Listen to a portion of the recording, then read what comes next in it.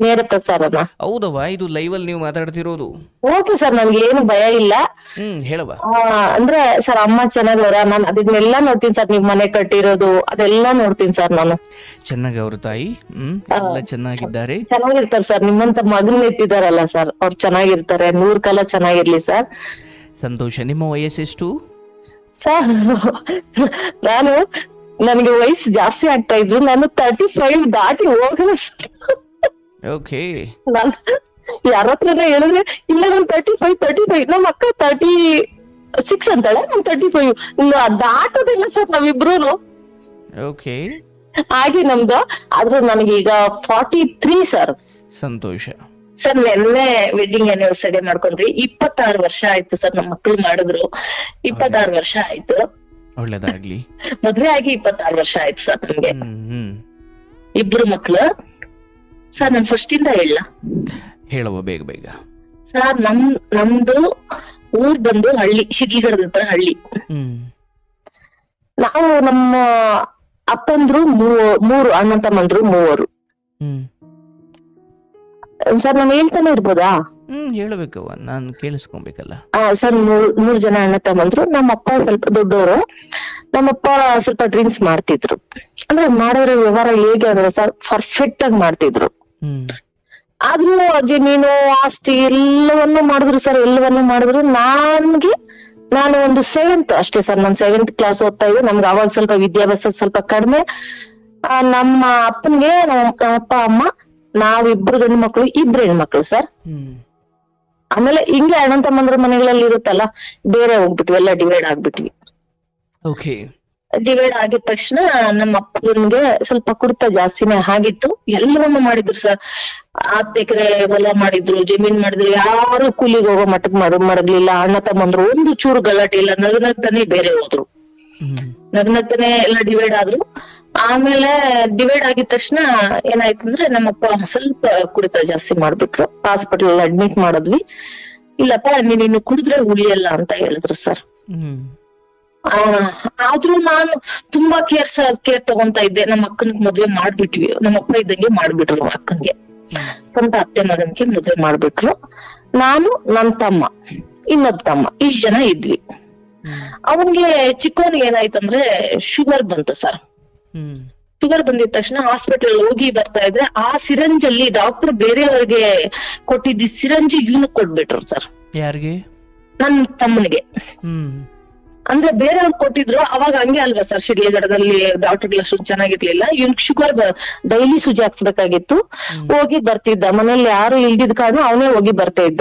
ಅವ್ನ್ ಸ್ವಲ್ಪ ಒಂದ 10 ವರ್ಷ 11 ವರ್ಷ ಹೋಗಿ ಬರ್ತಿದ್ದ ಸರ್. ಆಮೇಲೆ ಆ ಸಿರಿಂಜ್ ಕೊಟ್ಟಿದ್ದ 2 ಮಿಕ್ಸ್ ಆಗ್ಬಿಡ್ತು.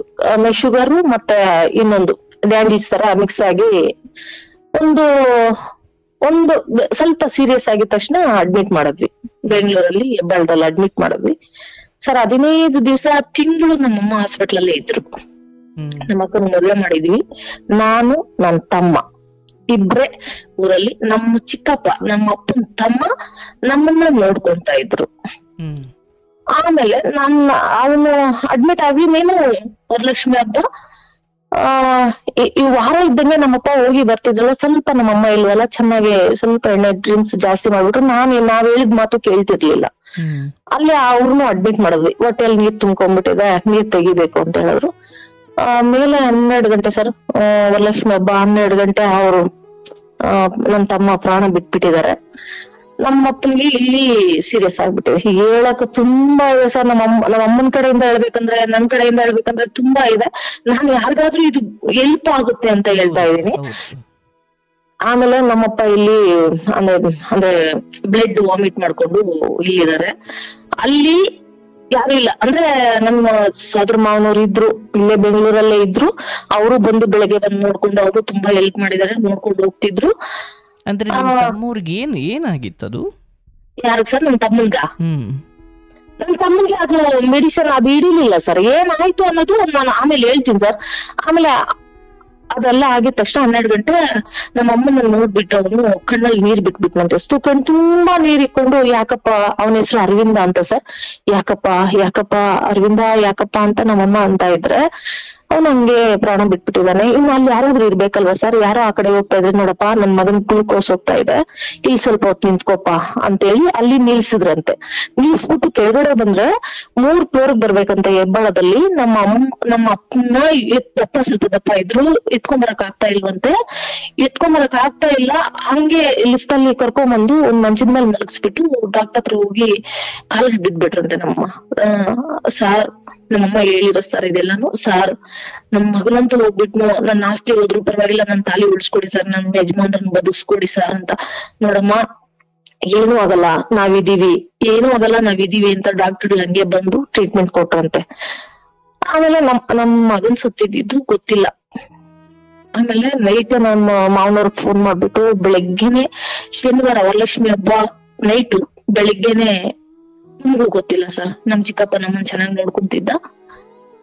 ಬಂದು ಇನ್ನೇನು ಶನಿವಾರ ವರಲಕ್ಷ್ಮಿ ಹಬ್ಬದ ದಿವಸ ಡಾಕ್ಟರ್ನ ಅರವಿಂದ್ ತುಂಬಾ ವಾಸಿಯಾಗಿದೆಪ್ಪ, ನೀನು ಹೋಗ್ಬೋದು ಮನೆಗೆ. ಸಾರ್ ಜೋಳ ತಿನ್ಬೋದಾ ಅಂತಂದ್ರಂತೆ. ತಿನ್ಬೋದಪ್ಪ, ನೀನ್ ಏನ್ ಬೇಕೋ ತಿನ್ನಪ್ಪ ಅಂತ ಡಾಕ್ಟರ್ ಅಂದ್ರಂತೆ. ಬೆಳಿಗ್ಗೆ ಹೆಣ ಬಂದ್ಬಿಡ್ತು ಸರ್ ನಾವು 9ಕ್ಕೆ. ಸರ್ ಅರ್ಧ ಸತ್ತೋಗ್ಬಿಟ್ಟಿವಿ ಸರ್. ನಾನು, ನಮ್ ತಮ್ಮ, ನಮ್ಮ ಅಕ್ಕ, ನಮ್ ಚಿಕ್ಕಪ್ಪನವರು ಚೆನ್ನಾಗಿದ್ರು ಸರ್. ನಮ್ಮ ಹತ್ರ ಎಲ್ಲ ಅರ್ಧ ಸತ್ತೋಗ್ಬಿಟ್ವಿ. ನಮ್ಮಮ್ಮ ಇರ್ಲಿಲ್ಲ, ಮಣ್ಣು ಮಾಡ್ಕೊಂಡು ಅದೇ ಆಂಬುಲೆನ್ಸ್ ಅಲ್ಲಿ ಮತ್ತೆ ಬೆಂಗ್ಳೂರ್ಗ್ ಬಂದ್ರು ಸರ್. ಬೆಂಗ್ಳೂರ್ಗ್ ಬಂದು ಆಮೇಲೆ ವಾಸಿ ಮಾಡ್ಕೊಂಡು ಬಂದ್ರು ಸರ್. ವಾಸಿ ಮಾಡ್ಕೊಂಡ್ ಬಂದ್ರು. ಇದ್ಕಿದ್ದಂಗೆ 1 ತಿಂಗಳು ಚೆನ್ನಾಗಿದ್ರು ಸರ್ ನಮ್ಮಪ್ಪ. ತುಂಬಾ ಪ್ರೀತಿ ಸರ್ ನಾನಂದ್ರೆ. ಯಾರಾದ್ರೂ ಬಂದ್ರೆ, ನೋಡಪ್ಪ ನನ್ ಮಗಳನ್ನ ಇಲ್ಟಿಕ ಮದ್ವೆ ಮಾಡ್ಕೊಂತೀನಿ, ನನ್ ಮಗಳನ್ನ ಇಲ್ಲೇ ಮಾಡ್ಕೊಂಡು ನನ್ ಮದ್ವೆ ಮಾಡ್ಕೊಂತೀನಿ, ನನ್ ಮೇಲೆ ತುಂಬಾ ಪ್ರೀತಿ ಸರ್ ಅವ್ರಿಗೆ. ಮದ್ವೆ ಮಾಡ್ಕೊಂತೀನಿ, ನಾನು ಅವಳನ್ನ ಎಲ್ಲೂ ಕಳ್ಸಲ್ಲ ಅಂತಿದ್ರು. 1 ತಿಂಗಳು ಆರಾಮಾಗಿದ್ರು ಸರ್, ಚೆನ್ನಾಗಿದ್ರು, ಓಡಾಡ್ಕೊಂಡು. ಒಂದು ಗತ್ತು ಸರ್ ಅವ್ರು, ಅಂದ್ರೆ ನಾರಾಯಣಪ್ಪನ ಅಂದ್ರೆ ಒಂದು ಗತ್ತು ಊರಲ್ಲಿ, ಹಂಗಿತ್ತು ಸರ್. ಕುಡಿತಾನಂದ್ರೆ ಅದೇನ್ ಅದಕ್ಕೇನ್ ಚಟಕ್ ಬಿದ್ದು ಅಲ್ಲಿ ಇಲ್ಲಿ ಬೀದಿಗೆ ಬೀಳೋದೆಲ್ಲ ಇಲ್ಲ. ಅವಕ್ಕೆ ಗಾಡಿ ಮಾಡ್ಬಿಟ್ಟು ಸರ್. ಒಂದು ಗತ್ತು ಸರ್ ಅವ್ರು, ಅಂದ್ರೆ ನಾರಾಯಣಪ್ಪನ ಅಂದ್ರೆ ಒಂದು ಗತ್ತು ಊರಲ್ಲಿ, ಹಂಗಿತ್ತು ಸರ್. ಸರ್ ಸರ್ ಹೇಳುವ ಒಂದು ಗತ್ತಿತ್ತು ಸರ್. ಆಮೇಲೆ 1 ತಿಂಗಳು ಆರಾಮಾಗಿ ಓಡಾಡ್ಕೊಂಡಿದ್ರು. ಮತ್ತೆ ಬ್ಲಡ್ ವಾಮಿಟ್ ಮಾಡಕ್ ಇಡೋರು, ಮತ್ತೆ ಅಡ್ಮಿಟ್ ಮಾಡೋದು. 1 ದಿವಸ ಸರ್ ಅಷ್ಟೇ. ನನ್ ತಮ್ಮನ್ ಸತ್ತಿದ್ದು ಕರೆಕ್ಟ್ ಆಗಿ 6 ತಿಂಗಳಿಗೆ ನಮ್ಮ ಅಪ್ಪ ತೀರ್ಕೊಂಡ್ರು ಸರ್. ಅದು ತೀರ್ಕೊಂಡ್ ಆದ್ಮೇಲೆ ನಮ್ಮಮ್ಮ 1 ತಿಂಗಳು ಮನೆಯಿಂದ ಆಚೆ ಬರ್ಲಿಲ್ಲ, ಬೆಳಕ್ ನೋಡ್ಲಿಲ್ಲ. ನಾನು ನನ್ ತಮ್ಮ ಇಬ್ರ ಏನು ಮಾಡಕ್ಕಾಗ್ಲಿಲ್ಲ. ಊರೆಲ್ಲ ಅಂದ್ರು, ಎಲ್ಲ ಮಾರ್ಬಿಟ್ರು. ಜಾವ ಗಾಡಿ ಇತ್ತು ಅವಕ್ಕೆ ಮಾರ್ಬಿಟ್ರು, ಎಲ್ಲ ಮಾಡ್ಬಿಟ್ರು. ನಮ್ಮ ಅಕ್ಕನ ಮದುವೆ ಮಾಡ್ಕೊಟ್ಟಿದ್ರು, ಎಲ್ಲ ಮಾರ್ಬಿಟ್ಟು ಇನ್ನೇ ಏನು ಇವ್ರು ಇಲ್ಲಿದ್ರೆ ಅಷ್ಟೊಂದ್ ಸರಿ ಬರಲ್ಲ, ಊರ್ಗ್ ಹೋಗ್ಬಿಡ್ಲಿ, ಅವ್ರ ಅಮ್ಮ ಮನೆಗ್ ಮಕ್ಕಳನ್ನ ಕರ್ಕೊಂಡ್ ಹೋಗ್ಬಿಡ್ಲಿ, ಅಂದ್ರೆ ನಮ್ಮ ಅಮ್ಮನವ್ರ ಅಮ್ಮ ಮನೆಗ್ ಹೋಗ್ಬಿಡ್ಲಿ ಅಂತ, ಅಜ್ಜಿ ಮನೆಗ್ ಹೋಗ್ಬಿಡ್ಲಿ ಅಂತ ಅನ್ಕೋತಿದ್ರು. ನಮ್ಮಮ್ಮ ಇಲ್ಲ, ನನ್ ಮಕ್ಳಿಗೆ ಇನ್ನ 2 ಇದಾರೆ, ನಾನು ಅವ್ರನ್ನ ನೋಡ್ಕೊಂಡಾದ್ರು ಬದುಕ್ತೀನಿ, ಹಂಗೆಲ್ಲ ಆಗಲ್ಲ ಅಂತ ಹೇಳ್ಬಿಟ್ಟಿದ್ದೆ. ನಮ್ಮಮ್ಮ 1 ತಿಂಗಳಾದ್ಮೇಲೆ ದೇವ್ರು ಹೇಳ್ತಾರಲ್ಲ ಗುಂಡ್ ಹಾಕ್ತಾನೆ ಅಂತ, ಆತರ ಹಾಕಿದ್ರು. ಮತ್ತೆ ನಮ್ ಚಿಕ್ಕಪ್ಪ ಹೆಂಗಿದ್ರಂದ್ರೆ ಬೆನ್ನೆಲುಬಾಗಿ ನಿಂತಿದ್ರು. ಸರ್ ಶ್ರೀಗಢದಿಂದ ಮಟನ್ ತಂದ್ರೆ ನಮ್ಗೆ ಅದನ್ನ ಚಿಕನ್ ಮಟನ್ ತಂದ್ರೆ ಭಾಗ ಇಟ್ಟು ಕೊಡೋದು. ನಮ್ಮನ್ನ ಅಷ್ಟು ದುಡ್ಡು ಕೊಟ್ಟಿಲ್ಲ, ಏನು ಕೊಟ್ಟಿಲ್ಲ ಅಂದ್ರು ನಮ್ಮನ್ನ ಅಷ್ಟು ಪ್ರೀತಿಯಿಂದ ನೋಡ್ಕೊಂಡ್ರು ಸರ್. ಅವರೇ ಇಲ್ದೇ ಇದ್ರೆ ಇವತ್ತು ನಾವಿರ್ಲಿಲ್ಲ ಸರ್. ಚೆನ್ನಾಗಿ ನೋಡ್ಕೊಂಡ್ರು ಸರ್. ಆಮೇಲೆ ಮತ್ತೆ ತೋಟಗಳಿಗೆ ಬೆಳಗ್ಗೆ ಇಡೋದು. ನನ್ ತಮ್ಮ ನಾನು ಮದ್ವೆ ಆಗೋದಕ್ಕೂ ದುಡ್ಡಿ ಸರ್. ಏನು ಗೊತ್ತಿಲ್ಲ ಸರ್ ನನ್ಗೆ. ಒಂದು ಬಳೆ ತಗೋಬೇಕು, ಒಂದು ಒಡವೆ ತಗೋಬೇಕು, ಏನಂದ್ರೆ ಏನು ಗೊತ್ತಿಲ್ಲ. ಟವಲ್ ಹೆಗಲ ಮೇಲೆ ಹಾಕೊಳ್ಳೋದು, ತೋಟ. ನಾನು ನನ್ ತಮ್ಮ ಬೆನ್ನಕ್ ಮದ್ದು ಪಂಪ್ ಹಾಕೊಂಡು ಬೆನ್ನಕ್ ಮದ್ದು ಹೊಡೆದಿದೀವಿ ಸರ್, ನಾನು ನನ್ ತಮ್ಮ ಮಾಡಿದ್ವಿ. ಮನೆ ಕಟ್ಕೊಂಡ್ವಿ, ಒಂದಷ್ಟು ಜಮೀನ್ ಜಮೀನ್ ಇದು ಅಪ್ಪನ ಸಂಪಾದನೆ ಮಾಡಿದ್ದಿತ್ತು. ಮನೆ ಮುಂದೆ ಸ್ವಲ್ಪ ಸೈಟ್ಗಳು ಮಾಡ್ಕೊಂಡ್ವಿ, ಚೆನ್ನಾಗ್ ಆಯ್ತು. ಇನ್ನೇನೆಲ್ಲ ಚೆನ್ನಾಗ್ ಆಗ್ತಾ ಇದೆ ಅನ್ನೋ ಟೈಮ್ಗೆ ಊರಲ್ಲಿ ಏನ್ ಮಾಡೋದ್ರಂದ್ರೆ, ನನಗ್ ಮದ್ವೆ ಮಾಡ್ಬೇಕು. ಯಾಕಂದ್ರೆ ದೊಡ್ಡವರು ಒಂದು ಮದ್ವೆಗೆ ಎಲ್ಗೋ ಹೆಸರು ಬಲಗಿ ಕೇಳಕ್ ಹೋಗಿದ್ರಂತೆ. ಇದನ್ನ ಕೇಳಿಸ್ಕೊಳ್ಳಿ, ನಮ್ಮ ಇದೇನಿದೆ, ನಾನು ಫಿಕ್ಸ್ ಆಗ್ಬಿಟ್ಟಿದೆ, ಇಲ್ಲ ನನ್ ತಮ್ಮ ನಮ್ಮಮ್ಮ ಇಷ್ಟೇ ಪ್ರಪಂಚ, ನಾನ್ ಮದ್ವೆ ಆಗ್ಬಾರ್ದು ಅಂತ ನಾನ್ ಫಿಕ್ಸ್ ಆಗಿದ್ದೆ. ಆಗಿದ ತಕ್ಷಣ ಏನಾಯ್ತಂದ್ರೆ, ಎಲ್ಲೋ ಹೆಸರು ಬಲಗಿ ಕೇಳಕ್ ಹೋಗಿ ನಮ್ ಮನೆ ಪಕ್ಕದಲ್ಲಿ ಒಬ್ಬ ಹುಡುಗ ಇದ್ನು. ಆ ಹುಡುಗನಿಗೆ ಈ ಹುಡುಗಿ ನನಗೆ ಹೆಸರು ಬಲಗಿ ಕೇಳ್ಬಿಟ್ಟಿದ್ದಾರೆ. ಕೇಳಿದಾಗ ಏನಾಗಿದೆ ಅಂದ್ರೆ, ಆ ಕಡೆ ಒಂದು 4-5 ಜನ ನಮ್ಮೂರವ್ರು ಹೋಗಿದ್ರು. ಇಲ್ಲಪ್ಪ ಗೋವಿಂದರಾಜು, ನಮ್ಮೂರ್ ಚೇರ್ಮನ್ ಗೋವಿಂದರಾಜು ಹೇಳಿದ್ರಂತ ಹೆಸರು ಬಲಗಿ ತೋರ್ಸಿದ್ರು. ಅವ ರೂಪನ್ಗುನು ಇನ್ನೊಬ್ಬ ಆಯಪ್ಪನ್ಗೆ, ಹುಡುಗನಿಗೆ ಮದ್ವೆ ಇನ್ನೇನು ಆಗೋಗುತ್ತೆ ಅಂತ ಮಾತಾಡ್ಕೊಂಡು ನಮಗ್ ಗೊತ್ತಿಲ್ಲ ಸರ್. ನಮ್ ಪಾಡಕ್ ನಾವು ತೋಟಕ್ ಹೋಗ್ತಾ ಇದೀವಿ, ಬರ್ತಾ ಇದೀವಿ. ನಮ್ಮ ಅಮ್ಮನಿಗೆ ಯಾರೋ ಹಾಕದಂತೆ, ಕಿವಿಗೆ ಹಾಕದಂತೆ, ನೋಡಮ್ಮ ನಿನ್ ಮಗಳಕ ಹಿಂಗೆ ಏನೋ ಕರ್ಕೊಂಡೋಗಿ ಮದ್ವೆ ಮಾಡ್ಕೊಂಡ್ಬಿಡ್ತಾರಂತೆ, ನಿಮ್ಗ್ ಗೊತ್ತಿಲ್ವಾ ಅಂತ. ಅವ್ರ ಮನೆಯವರು ನಮ್ಮ ಮನೆ ಪಕ್ಕದಲ್ಲೇ ಇರೋದು, ಅವ್ರು ಸ್ಟ್ರೈಕ್ ಮಾಡ್ತಾ ಇದಾರೆ. ಏನು ಇವ್ರು ಅಲ್ಲಿ ಯಾಕೆ ಹಿಂಗ್ ಸ್ಟ್ರೈಕ್ ಮಾಡ್ತಾವ್ರೆ ಅಂತ ನಾನ್ ಮಾತಾಡ್ಸ್ತೀನಿ, ದೊಡ್ಡಮ್ಮ ಅಂತ ಮಾತಾಡಿಸ್ತಾ ಇದೀನಿ, ಅಣ್ಣ ಅಂತ ಮಾತಾಡಿಸ್ತಾ ಇದೀನಿ. ನಮಗ್ ಗೊತ್ತಿಲ್ಲ, ಊರೇ ಆತರ ಅನ್ಕೊಂಡಿದಾರೆ. ನಮ್ಮಮ್ಮ ಏನ್ ಮಾಡ್ಬಿಟ್ಲು, ನಮ್ ಸೋದರ ಮಾವನ್ಗೆ ನಮ್ ಚಿಕ್ಕಪ್ಪನಿಗೆಲ್ಲ ಹಿಂಗ್ ನಡೀತಾ ಇದೆ, ಅವಳಿಗೆ ಮದ್ವೆ ಮಾಡ್ಬಿಡ್ಬೇಕು ಅಂತಂದ್ರು. ಆಮೇಲೆ ಸರ್ ಒಂದೇ ಗಂಡು ಸರ್ ಬಂದಿದ್ದು, ಒಂದೇ ಗಂಡು. ಆಮೇಲೆ ನಮ್ ಸೋದರ ಮಾವ ಹೋಗಿ ನೋಡ್ಕೊಂಬಂದು ಒಂದೇ ಗಂಡು, ಅದೇ ಗಂಡಕ್ಕೆ ಮದ್ವೆ ಮಾಡ್ಕೊಟ್ರು ನಮ್ಮನ್ನ. ನಾನು ಹೇಳ್ದೆ, ಇಲ್ಲ ನಾನು ಇನ್ನ ಮದ್ವೆ ಆಗಲ್ಲ. ನಮ್ಮ ಯಜಮಾನ್ರನ್ನ ನಾನು, ಇಲ್ಲ ಹುಡ್ಗ ಚೆನ್ನಾಗಿಲ್ಲ, ನನ್ಗೆ ಅವಕ್ಕೆ ಏನು ಗೊತ್ತಿಲ್ಲ ಸರ್. ನಾನು ಹೇಳ್ದೆ, ನಾ ಹುಡ್ಗ ಚೆನ್ನಾಗಿಲ್ಲ, ನನ್ ಮದ್ವೆ ಆಗಲ್ಲ. ಇವ್ರು ಅದೇ ತರ ಒಪ್ಕೊಂಡ್ಬಿಟ್ರು, ಇಲ್ಲ ಹುಡ್ಗಿ ಚೆನ್ನಾಗೊಳ್ಳೆ ನಾವ್ ಮಾಡ್ಕೋತೀವಿ, ನಾವು ಅದನ್ನ ತಪ್ಸಕ್ ಏನೇನೋ ಮಾಡಿದ್ವಿ, ಧರ್ಮಸ್ಥಳದಲ್ಲಿ ಮದ್ವೆ ಹಾಕ್ಬೇಕು ಅಂತ ಅವ್ರು ಅನ್ಕೊಂಡಿದ್ರಂತೆ. ಇಲ್ಲ ನಮ್ ಛತ್ರದಲ್ಲೇ ಮಾಡ್ಕೊಡ್ಬೇಕು, ಹಾಗಾದ್ರೂ ತಪ್ಪೋಗುತ್ತೆ ಅಂತ ತಪ್ಪೋಗ್ಲಿಲ್ಲ, ಮದ್ವೆ ಆಗ್ಬಿಟ್ಟೆ ಸರ್. ಹಲೋ ಹೇಳುವ ಸರ್, ಕೇಳಿಸ್ತಾ ಇದ್ಯಾ? ಮದ್ವೆ ಆಗ್ಬಿಡ್ತು. ಮದ್ವೆ ಆಯ್ತು. ಆಮೇಲೆ ಜೀವನ ಅಲ್ಲಿಂದ ಶುರುವಾಯ್ತು. ನಮ್ ಯಜಮಾನ್ರವ್ರು, ಅದು ನಮ್ಮ ಅಮ್ಮನ ಕತೆ ಅಲ್ಲಿಗ್ ಮುಗೀತು ಸರ್. ಹಲೋ ಹೇಳುವ. ಆಮೇಲೆ ಇಲ್ಲಿಗ್ ಬಂದ್ವಿ. ನಮ್ ಯಜಮಾನ್ರವ್ರು ಅಣ್ಣ ತಮ್ಮ ಇಬ್ರು ಅಕ್ಕಂದ್ರು, ಒಂದ್ ಅಕ್ಕ ಒಂದ್ ತಂಗಿ, 4 ಜನ ಮಕ್ಳು ನಮ್ಮ ಅತ್ತೆ ಮಾವನ್ಗೆ. ಇಲ್ಲಿ ಶುರು ಆಯ್ತು ಸರ್. ಏನು ಅನ್ಕೊಂಡಿದ್ರಂದ್ರೆ, ಅಲ್ಲಿ ಮದ್ವೆ ಮಾಡ್ಕೊಟ್ಟು ಮುಂದಿನ ಮನುಷ್ಯ ಇದ್ನಲ್ಲ, ಅವಯಪ್ಪ ಹೇಳದ್ನಂತೆ, ಇಲ್ಲಿ ನಿಮ್ ಮನೇಲಿ ಇರಲ್ಲ, ಇವ್ರು ಅಮ್ಮ ಮನೆಯಲ್ಲೇ ಇರ್ತಾರೆ, ಯಾಕಂದ್ರೆ ಅಲ್ಲಿ ಯಾರು ಇಲ್ಲ, ಅವ್ರ ಅಪ್ಪ ಇಲ್ಲ, ಯಾರು ಇಲ್ಲ, ಹುಡುಗನ್ಗಿನ್ನ ಅಷ್ಟೊಂದ್ ಬುದ್ಧಿ ಇಲ್ಲ, ಅಲ್ಲೇ ಇರ್ತಾರೆ. ಇಲ್ಲಿರೋದೆಲ್ಲ ನಿಮ್ ಚಿಕ್ಕ ಮಗನ್ಗೆ ಇವ್ರಿಗಾಗುತ್ತೆ. ಆ ರವಿ ಅವ್ರೇ ಹುಡುಗ ಏನಿತ್ತು, ನಾನ್ ಮದ್ವೆ ಆಗಿದಲ್ಲ, ಇವ್ರೆಲ್ಲ ಅಲ್ಲೇ ಇರ್ತಾರೆ ಅಂತೇಳಿ ಸುಳ್ಳು ಹೇಳಿ ಮದ್ವೆ ಮಾಡ್ಕೊಟ್ಟಿದ್ರಂತೆ ನಮ್ಮನ್ನ. ನಮಗ್ ಗೊತ್ತಿಲ್ಲ, ಇವ್ರೇನು ಅನ್ಕೊಂಡ್ಬಿಟ್ಟಿದ್ರೆ ಅದೇ ತರ ಇವ್ರು ಮಾಡ್ತಾರೆ ಅಂತ, ಇವ್ರು ಅಲ್ಲಿಗೆ ಹೋಗ್ತಾರೆ ಅಂತ ಇವ್ರು ಅನ್ಕೊಂಡಿದ್ರು. ನಮಗ್ ಗೊತ್ತಿಲ್ಲಲ್ವಾ ಸರ್. ಹಲೋ ಹೇಳುವ, ಕೇಳಿಸ್ತಾ ಇದೆ. ನಮಗ್ ಗೊತ್ತಿಲ್ಲ ಇದು. ಅಲ್ಲಿಂದ ಸ್ಟಾರ್ಟ್ ಆಯ್ತು ಸರ್. ನಮ್ಮ ಇದ್ದು, ನಮ್ಮ ಅತ್ತೆದು, ನಮ್ಮ ಮಾವಂದು, ನಮ್ಮ ನಾದ್ನಿದು, ಮತ್ತೆ ದೊಡ್ಡ ಮಗಳು ಬಂದ್ ಅಲ್ಲೇ ಸೇರ್ಕೊಂಡ್ಲು. ಎಲ್ಲ ಅಲ್ಲಿಂದ ಸ್ಟಾರ್ಟ್ ಆಯ್ತು. ನಮ್ಗೆ ಏನಂದ್ರೆ, ನಮ್ಮ ಯಜಮಾನ್ರು ಒಂಥರ ಮಾಯಕರು ಸರ್. ಆ ಕಡೆನೂ ಬಿಡಲ್ಲ, ಈ ಕಡೆನೂ ಬಿಡಲ್ಲ, ಆತರ ಇದ್ರು. ತುಂಬಾ ಒಳ್ಳೆಯವರು. ಹೆಂಗೆ ಆ ಕಡೆ ಅಮ್ಮ ಅಪ್ಪನ್ನು ಬಿಡಲ್ಲ, ನನ್ನನ್ನು ಬಿಡಲ್ಲ, ಈ ತರ ಇತ್ತು. ಹಂಗೋ ಹಿಂಗೋ ಟಾರ್ಚರ್ ತಡ್ಕೊಳಕ್ ಆಗ್ದಿರಾ ಏನು ಮಾಡಕ್ ಆಗ್ಲಿಲ್ಲ. ನಮ್ಮ ಇದ್ನು ಏನೇನ್ ಬೇಕೆಲ್ಲ ಮಾಡಿದ್ದಾಯ್ತು. ಎಲ್ಲ ಜಮೀನು ಎಲ್ಲ ಹೋಗ್ಬಿಡ್ತು ಸರ್, ಏನು ಉಳಿಲ್ಲ. ಇಬ್ರು ನನ್ ಮಗನು ದೊಡ್ಡವನು, ದೊಡ್ಡ ಮಗ 1 ವರ್ಷನ್ ಮಗು ಸರ್. ನಮ್ಮನ್ನ ಕಳ್ಸ್ಬಿಟ್ರು ಮನೆಯಿಂದ ಆಚೆಕ್ ಹೋದ್ಮೇಲೆ ನಾವೇನ್ ಮಾಡಿದ್ವಿ, ಅದೇ ಊರಲ್ಲೇ ನಮ್ಮಮ್ಮನ್ ಮನೆಗ್ ನಾನು ಹೋದೆ. ನಮ್ಮ ಯಜಮಾನ್ರನ್ನ ಕರ್ಕೊಂಡು ಹೋದ್ರೆ ಮಗುನ್ ನಿತ್ಕೊಂಡು ನಮ್ಮಮ್ಮ ಹೇಳಿದ್ಲು, ಇಲ್ಲ ಸತ್ರೆ ಅಲ್ಲೇ ಸಾಯಿ, ಇಲ್ಲಿಗಂತೂ ಬರಬೇಡ. ಯಾಕಂತಂದ್ರೆ ನೀನು ಇಲ್ಲಿ ನಾನು ಆತರ ದಾರಿ ಕೊಟ್ರೆ ಅದಷ್ಟ್ ಸರಿ ಬರಲ್ಲ. ನಾವು ಒಳ್ಳೆ ಮಂತನದ ಇದು, ನೀನ್ ಅಲ್ಲೇ ಸಾಯಿಸ್ತಾರ, ಅಲ್ಲೇ ಸಾಯಿ, ನೀನ್ ಗಂಡನ ಮನೆಯಲ್ಲೇ ಸಾಯ್ಬೇಕು, ಹಿಂಗೆಲ್ಲ ಬರಬಾರದು ಅಂತ ನಮ್ಮಮ್ಮ ಅಂದ್ಲು. ನೀವು ತಾಯಿ ಮನೆಗೆ ಹೋಗಿದ್ದು ಸರ್? ಅಂದ್ರೆ ಇಲ್ಲಿ ನಮ್ಗೆ ಸ್ಥಾನ ಸಿಗ್ಲಿಲ್ವಲ್ಲ, ಇನ್ನೇನ್ ಮಾಡೋದು? ಏನ್ ಸ್ಥಾನ ಸಿಗ್ಲಿಲ್ಲ ಅಂದ್ರೆ ಇಲ್ಲಿ ತುಂಬಾ ಜಗಳ ನಡೀತಾ ಇತ್ತು ಸರ್. ತುಂಬಾ ಜಗಳ ಸರ್. ಏನ್ ನಮ್ಮ ಹೊಡಿಯೋದು, ನಮ್ಮ ಮಾವನ್ ಹೊಡಿಯೋದು ಎಲ್ಲ ಆಗ್ಬಿಟ್ಟಿದೆ, ಎಲ್ಲ ಮುಗ್ದೋಗ್ಬಿಟ್ಟಿದೆ. ಅಂದ್ರೆ ಅವರೆಲ್ಲ ಸೇರಿ ಮಾಡ್ತಿದ್ರ ಹಾಗೆ ಅಂದ್ರೆ ಯಾರ್ಯಾರು ಸೇರಿ ಆತರ ಮಾಡ್ತಿದ್ದು ಸರ್? ಯಾರ್ಯಾರವ ಆತರ ಮಾಡ್ತಿದ್ದು ಅಂದೆ? ನಮ್ಮ ಅತ್ತೆ, ನಮ್ಮ ಮಾವ, ನಮ್ಮ ಮೈದ್ನು, ಇಷ್ಟು ಜನ.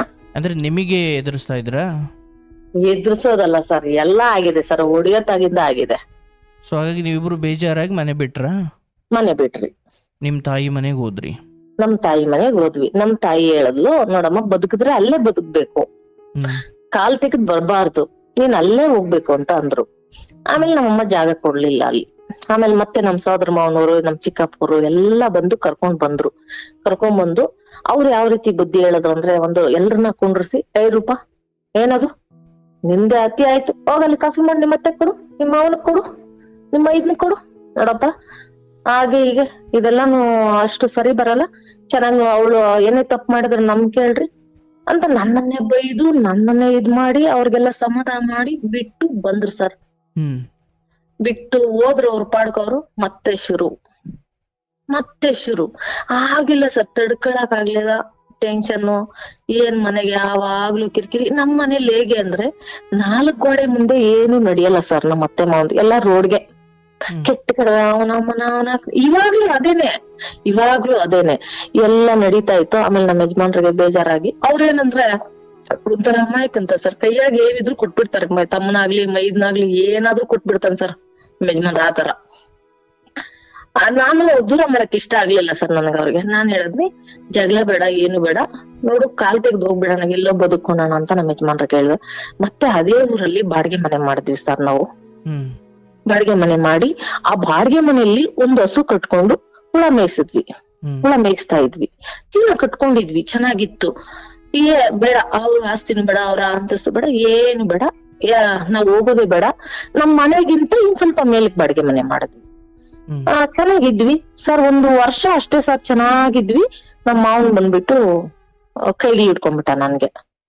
ಇಲ್ಲಮ್ಮ, ನಮ್ಮ ಮೊಮ್ಮಗನ್ ನೋಡೋ ನೆಪದಲ್ಲಿ ಬಂದು ಕೈಲಿ ಇಟ್ಕೊಂಡ. ಇಲ್ಲಮ್ಮ ಆಗ್ತಾ ಇಲ್ಲ, ತಿನ್ನ ನಡೆಯಲ್ಲ, ಇನ್ನೊಬ್ಳಿದ್ಲು ಮದ್ವೆ ಆಗೋಳು, ಅವಳಗ್ ಮದ್ವೆ ಮಾಡ್ಬೇಕು, ಅವನೆಲ್ಲಾ ಕುಡ್ದು ಇಸ್ಬಿಟ್ಟೆಲ್ಲ ಆಡಿ ಹಾಳ್ ಮಾಡ್ತಾನೆ, ಇಲ್ಲ ನೀವ್ ಬರ್ಬೇಕು ಅಂತಂದ್ರು. ನಮ್ಮ ಯಜಮಾನ್ರಿಗೆ ಸ್ವಲ್ಪ ಸೆಂಟಿಮೆಂಟ್, ಅಪ್ಪ ಅಮ್ಮ ಅನ್ನೋದು ಸೆಂಟಿಮೆಂಟ್. ಆಯ್ತು ಬರ್ತೀವಪ್ಪ ನಾವು ಅಂತ ಹೇಳ್ಬಿಟ್ಟು ದೊಡ್ಡ ಮನೆ ಸರ್, ದೊಡ್ಡ ಮನೇಲಿ ಒಂದ್ ರೂಮ್ ಅಲ್ಲಿ ದಿನ. ಮತ್ತೆ ತಿಂಗಳಾದ್ಮೇಲೆ ನನ್ನ ತಮ್ಮನು ಯಾರಾದ್ರೂ ಬಂದು ನಾನು ಅವಾಗ ದುಡ್ಡು ಅವ್ರಿಗೆ ಹೊಂಚಿ ಕೊಡ್ತಿದ್ದೆ. ಮತ್ತೆ ನನ್ನ ತಮ್ಮನು ನಮ್ಮಮ್ಮನು ರೇಷನ್ 1 ವರ್ಷ 2 ವರ್ಷ ರೇಷನ್, ಹಸು ಬಿಟ್ಟು ಮೇವು ಎಲ್ಲ ನನ್ನ ತಮ್ಮನೇ ನೋಡಿದನ್ ಸರ್. ಅವನು ನಮ್ ಚಿಕ್ಕಪ್ಪನು ಬಂದು ಹೋಗ್ತಾ ಇದ್ರು. ನಮ್ಮ ಮಾವನ್ ಏನ್ ಮಾಡಿದ್ರು, ಬಂದ್ ಕೈಲಿ, ಇಲ್ಲಮ್ಮ ಅವಳ ಜೀವನ ಹಾಳಾಗ್ ಹೋಗ್ಬಿಡ್ತದೆ, ಮದ್ವೆ ಮಾಡ್ಬೇಕು, ನೀವ್ ಬಂದಿಲ್ಲ ಅಂದ್ರೆ ಆಗಲ್ಲ ಅಂದ್ರು. ಆಯ್ತಪ್ಪ, ಅದೇ ನಮ್ಮ ನಾದ್ನಿ ಇನ್ನೊಬ್ಳಿದ್ಲು, ಮದ್ವೆ ಆಗಿಲ್ಲ ಆಕೆಗಿನ್ನು, ಆಗಿರ್ಲಿಲ್ಲ ಆಕೆಗೆ ಸರ್. ಹೇಳವಾ?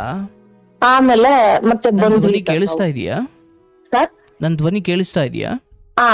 ಕೇಳಿಸ್ತಾ ಇದೆ ಸರ್. ಆಮೇಲೆ ಬಂದು ಇನ್ನ ಅವಾಗ ಮದ್ವೆ ಮಾಡಕ ಗಂಡು ಬಂದು ಹೋಗ್ತಾ ಇದ್ದಾನೆ. ದುಡ್ಡಿಲ್ಲ ನಮ್ಮ ಹತ್ರ, ನಮ್ಗ್ ರೂಮ್ ಕೊಟ್ಟಿರೋದು, ದುಡ್ಡಿಲ್ಲ. ಏನ್ ಮಾಡೋದು? ಆಮೇಲೆ ಇಲ್ಲ, ಅವನು ಮಾಡಿದ್ರೆ ನಾನು ಮಾಡ್ತೀನಿ, ನಾನ್ ಯಾಕೆ ಮಾಡ್ಬೇಕು, ಅವನ ಅರ್ಧ ಖರ್ಚು ಹಾಕೊಂಡ್ಲಿ, ನಾನು ಅರ್ಧ ಖರ್ಚು ಹಾಕೊಂಡ್ಲಿ. ಆಮೇಲೆ ಅವಕ್ಕೆ ಒಂದು 50,000 ಸಾಲ ಮಾಡಿದ್ವಿ ಸರ್ ಅವಳ ಮದ್ವೆಗೆ.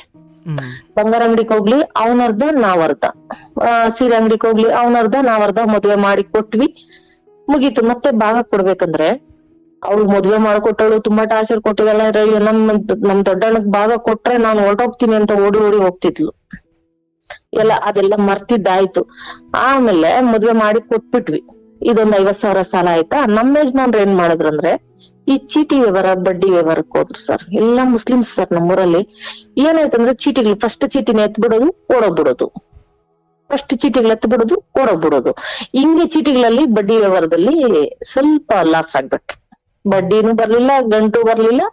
ಅವಾಗ ಚಿಕ್ಕಬಳ್ಳಾಪುರದಲ್ಲಿ ಮೆಡಿಕಲ್ ಫುಲ್ಲು ಈ ಬಡ್ಡಿ ಕಾಸು ತಗೊಂಡು ಅಂತ ಹೇಳ್ಬಿಟ್ಟು ಮೆಡಿಕಲ್ ಫುಲ್ ಆತ್ಮಹತ್ಯೆ ಮಾಡ್ಕೊಂಡ್ಬಿಟ್ರು ಸರ್. ಅವಾಗ ಬಡ್ಡಿ ಕಾಸು ಕೊಟ್ಟಿರೋರ್ನ ಎತ್ತಾಕೊಂಡೋಗೋ ಸ್ಥಿತಿ ಬಂತು. ನಮ್ಮ ಯಜಮಾನ್ರು ಏನಂದ್ರೆ ಅಂದ್ರೆ ಜಾಸ್ತಿ ಬಡ್ಡಿ, ಮೀಟರ್ ಬಡ್ಡಿ ನಡೀತೆ ಸರ್ ಇವಾಗ್ಲೂ ಊರಲ್ಲಿ, ಮೀಟರ್ ಬಡ್ಡಿ ನಡೆಯುತ್ತೆ. ನಾವುನು ತುಂಬಾ ಬಡ್ಡಿಗಳು ಕಟ್ಕೊಂಡಿದೀವಿ, ಮೀಟರ್ ಬಡ್ಡಿ ಎಲ್ಲಾ ಕಟ್ಟಿದೀವಿ. ಇದ್ರಲ್ಲಿ ಯಾವಾಗ ಲಾಸ್ ಆಗೋಯ್ತು, ಆ ಬಡ್ಡಿ ಗಂಟು ಏನು ಬರ್ಲಿಲ್ಲ, ಚೀಟಿ ವ್ಯವಹಾರದಲ್ಲಿ ಲಾಸ್ ಆಗೋಯ್ತು. ಸ್ವಲ್ಪ ಮನೆ ಕಟ್ಕೊಂಡಿದ್ವಿ ನಾವು, ರೂಮ್ ಸ್ವಲ್ಪ ಜಾಗ ಕೊಟ್ಟಿದ್ರು, ಮನೆ ಕಟ್ಕೊಂಡಿದ್ವಿ. ತುಂಬಾ ಜೀರೋಗ್ ಬಂದ್ಬಿಟ್ವಿ ಸರ್ ನಾವು. ಜೀರೋ ಅಂದ್ರೆ ಜೀರೋ. ಅಷ್ಟ್ರಲ್ಲಿ ನಮ್ ಚಿಕ್ಕ ಮಗ ಒಬ್ಬನ ಹುಟ್ಟಿದ್ದ, ರೂಮಲ್ಲೇನೆ ಸಾಕ್ದೆ.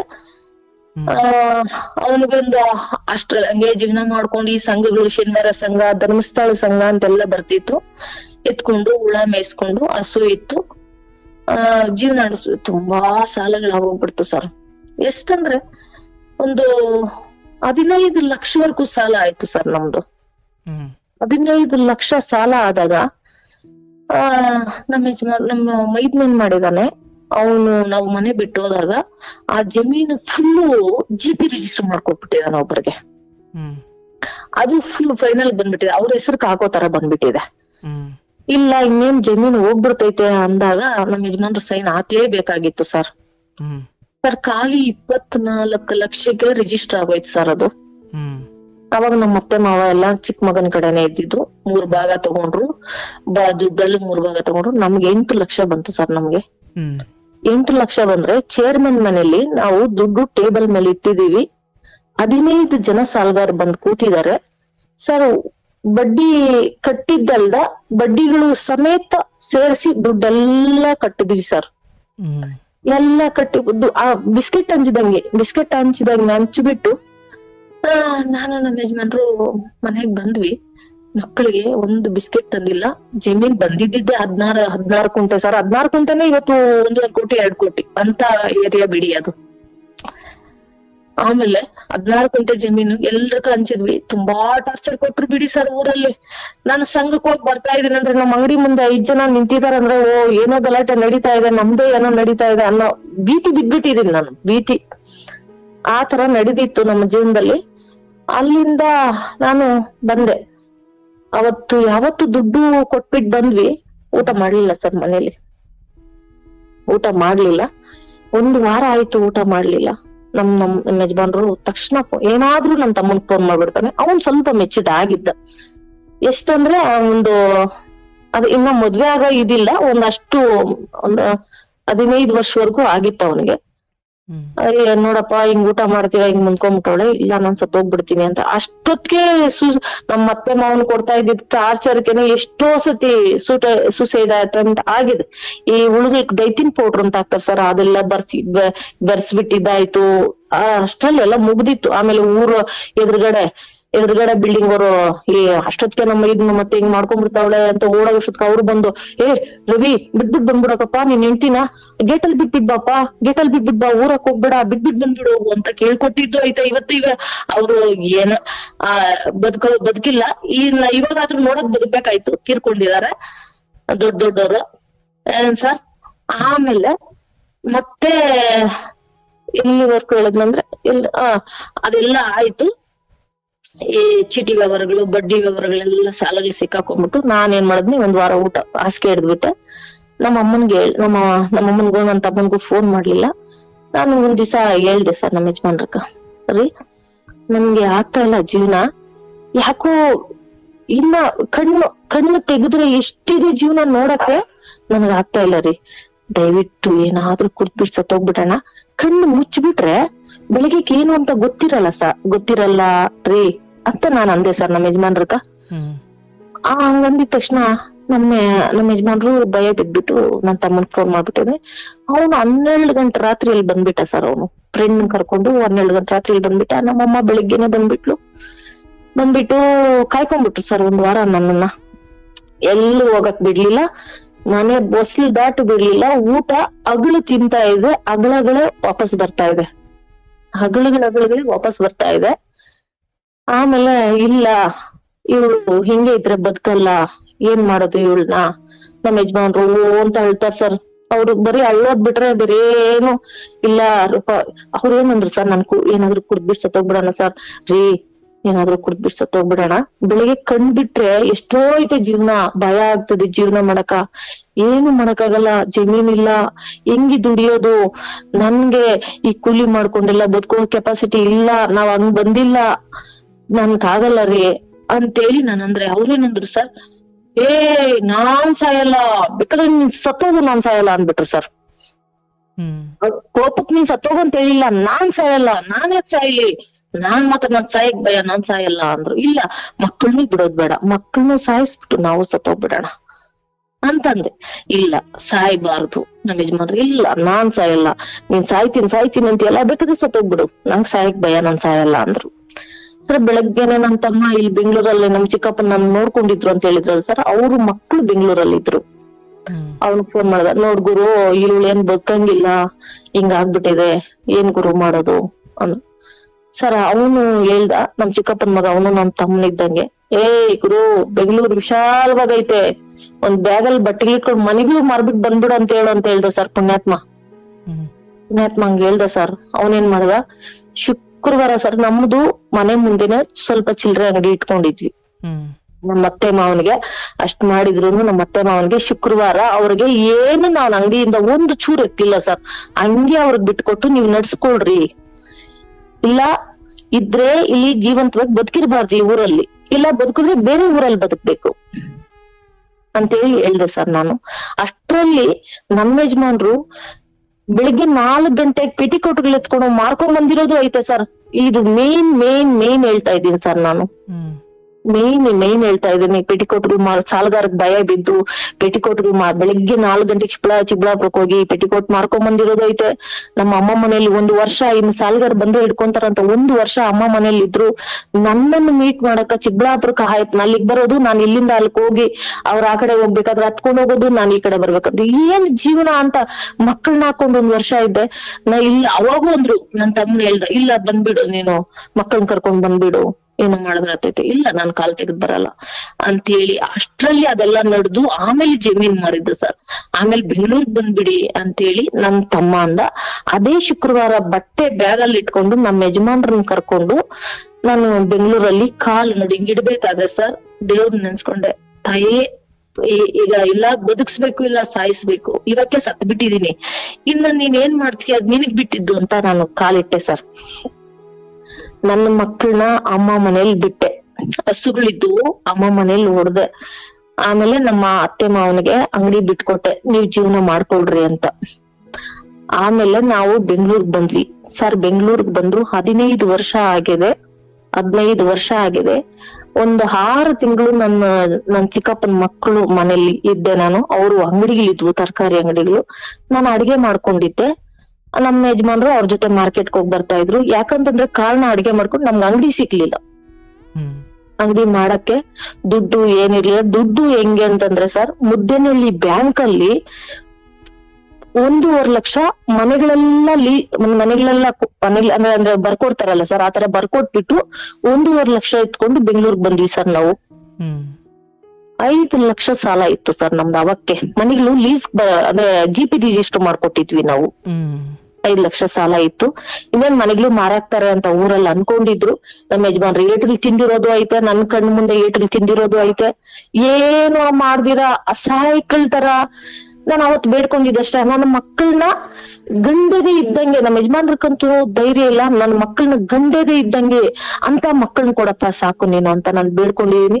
ಅಲ್ಲಿಂದ ಸೀದಾ ಬೆಂಗಳೂರಿಗೆ ಬಂದು 6 ತಿಂಗಳು ಅವ್ರ ಮನೇಲಿ, ನಮ್ ಚಿಕ್ಕಪ್ಪನ ಮನೇಲಿ ಅಡಿಗೆ ಮಾಡ್ಕೊಂಡು ದೇವ್ರಂತವ್ರು ಸರ್. ಅಲ್ಲಿ ಹೆಂಗ್ ಸಾಕಿದ್ರು ಇಲ್ಲಿ ನಮ್ಮನ್ನ ಹಂಗೆ ಸಾಕಿದ್ರು. ನಾವು ಹಂಗೆ ನೋಡ್ಕೊಂಡು ನನ್ನ ತಮ್ಮನು ನಾನು ಅಷ್ಟು ನೀಟಾಗಿದ್ವಿ. ಆಮೇಲೆ ಏನಾಯ್ತಂದ್ರೆ ಸರ್, ಅಂಗಡಿ ಹುಡುಕಿ ಎಲ್ಲೂ ಸಿಗ್ಲಿಲ್ಲ ಅಂಗಡಿ. ಏನ್ ಮಾಡಿದ್ರು, ಅವ್ರು ಒಂದ್ಸತಿ ಕುಂಡ್ರಿಸ್ಕೊಂಡ್ ಹೇಳಿದ್ರು, ಅಮ್ಮಿ ನೀನು ನಮ್ಮ ಮನೇಲಿ ಇರ್ಲಿ, ಆದ್ರೆ ಫುಟ್ಪಾತ್ ಮೇಲೆ ಒಂದ್ ಅಂಗಡಿ ಹುಡುಗನ್ಕ್ ಮಾಡ್ಕೊಟ್ಟಿದೀನಿ, ಅಂದ್ರೆ ಅವರು ಕಲೆಕ್ಷನ್ಕ ಮಾಡ್ಕೊಟ್ಟಿದೀನಿ. ನನ್ಗೆ ಆ ಅಂಗಡಿ ಮಾಡೋ ಅಂತ ಹೇಳಕ್ ನನ್ಗೆ ಮನ್ಸು ಬರಲ್ಲ. ಇವಾಗ ಅಂಗಡಿ ಸಿಗ್ತಾ ಇಲ್ಲ, ಏನ್ ಮಾಡ್ತೀರಿ? ನಾನು ಹೇಳ್ದೆ, ನಾನು ಜೀವನ ಕಟ್ಕೊಳಕ 3 ಮನೆ ಕೆಲ್ಸ ಮಾಡಿ ಬದುಕ್ತೀನಿ ಅಂತ ಬಂದೋಳು. ನಾನು ಅವತ್ತೆ ಬಂದಿದ್ದೆ ಹಾಗೆ ಸರ್, ಅವ್ರ ಕೈಗಿಟ್ಕೊಂಡೆ. ಇಲ್ಲ ಬದುಕಿದ್ರೆ ಸತ್ರೆ ಊರಲ್ಲಿ ಸತ್ತೋಗ್ಬೇಕು, ಇಲ್ಲ ಎಲ್ಲಾದ್ರೂ ಬದುಕಿದ್ರೆ 3 ಮನೆ ಕೆಲ್ಸ ಮಾಡಿ ನಾನು ಬದುಕ್ತೀನಿ ಅಂತ ಹೇಳಿದ್ದೆ ಸರ್ ನನ್ನ ತಮ್ಮಂದ್ರಕ. ಅವ್ರು ಕರ್ಕೊಂಬಂದು ಈ ಮಟ್ಟಕ್ಕೆ ಅಂದ್ರೆ ಫುಟ್ಪಾತ್ ಮೇಲೆ ನಮ್ಗೆ ಅಂಗಡಿ ಬಿಟ್ಕೊಟ್ರು ಸರ್. ನಾನು ಖುಷಿಯಿಂದ ನಾನು ತಗೊಂಡೆ. ಅಂದ್ರೆ ಐಟಮ್ ಎಲ್ಲ ಅವ್ರು ಎತ್ಕೊಂಡ್ಬಿಟ್ಟಿದ್ರು. ನಾವು ಒಂದಷ್ಟು ದುಡ್ಡು ಹಂಚ್ಕೊಂಡು ಐಟಮ್ ಹಾಕೊಂಡ್ವಿ. ನಮ್ಮ ಯಜಮಾನ್ರಿಗೆ ಹೆಲ್ತ್ ಸ್ವಲ್ಪ ಪ್ರಾಬ್ಲಮ್ ಆಗೈತೆ ಸರ್. ಅಂದ್ರೆ ಈ ವಾತಾವರಣ ಅಡ್ಜಸ್ಟ್ ಆಗ್ಲಿಲ್ಲ. ಅವಾಗ ಏನ್ ಹೇಳಿದ್ರು, ಪಕ್ಕದ ಮನೆ ಅಲ್ಲಿ ನಮ್ಮ ಅಂಗಡಿ ಫುಟ್ಪಾತ್ ಮೇಲೆ ಸರ್, ಬೆಳಗ್ಗೆ ಫುಲ್ ವ್ಯಾಪಾರ ಮಾಡೋದು. ಒಂದು ಶೋರೂಮ್ ಹತ್ರ ಪಕ್ಕದಲ್ಲಿ ವ್ಯಾಪಾರ ಮಾಡೋದು. ಆಮೇಲೆ ಅದೇ ಪಟ್ಟೆ ಹೊಚ್ಬಿಟ್ಟು ಕಟ್ಬಿಟ್ಟು ಹೋಗೋದು. ದಿನ ಒಂದು 3,000-3,500 ಮಾಡ್ತಾ ಇದ್ವಿ. ಏನ್ ಬಿಸ್ನೆಸ್ ಸರ್? ಫ್ರೂಟ್ಸ್, ತರಕಾರಿ ಮಾಡ್ತಾ ಇದ್ವಿ.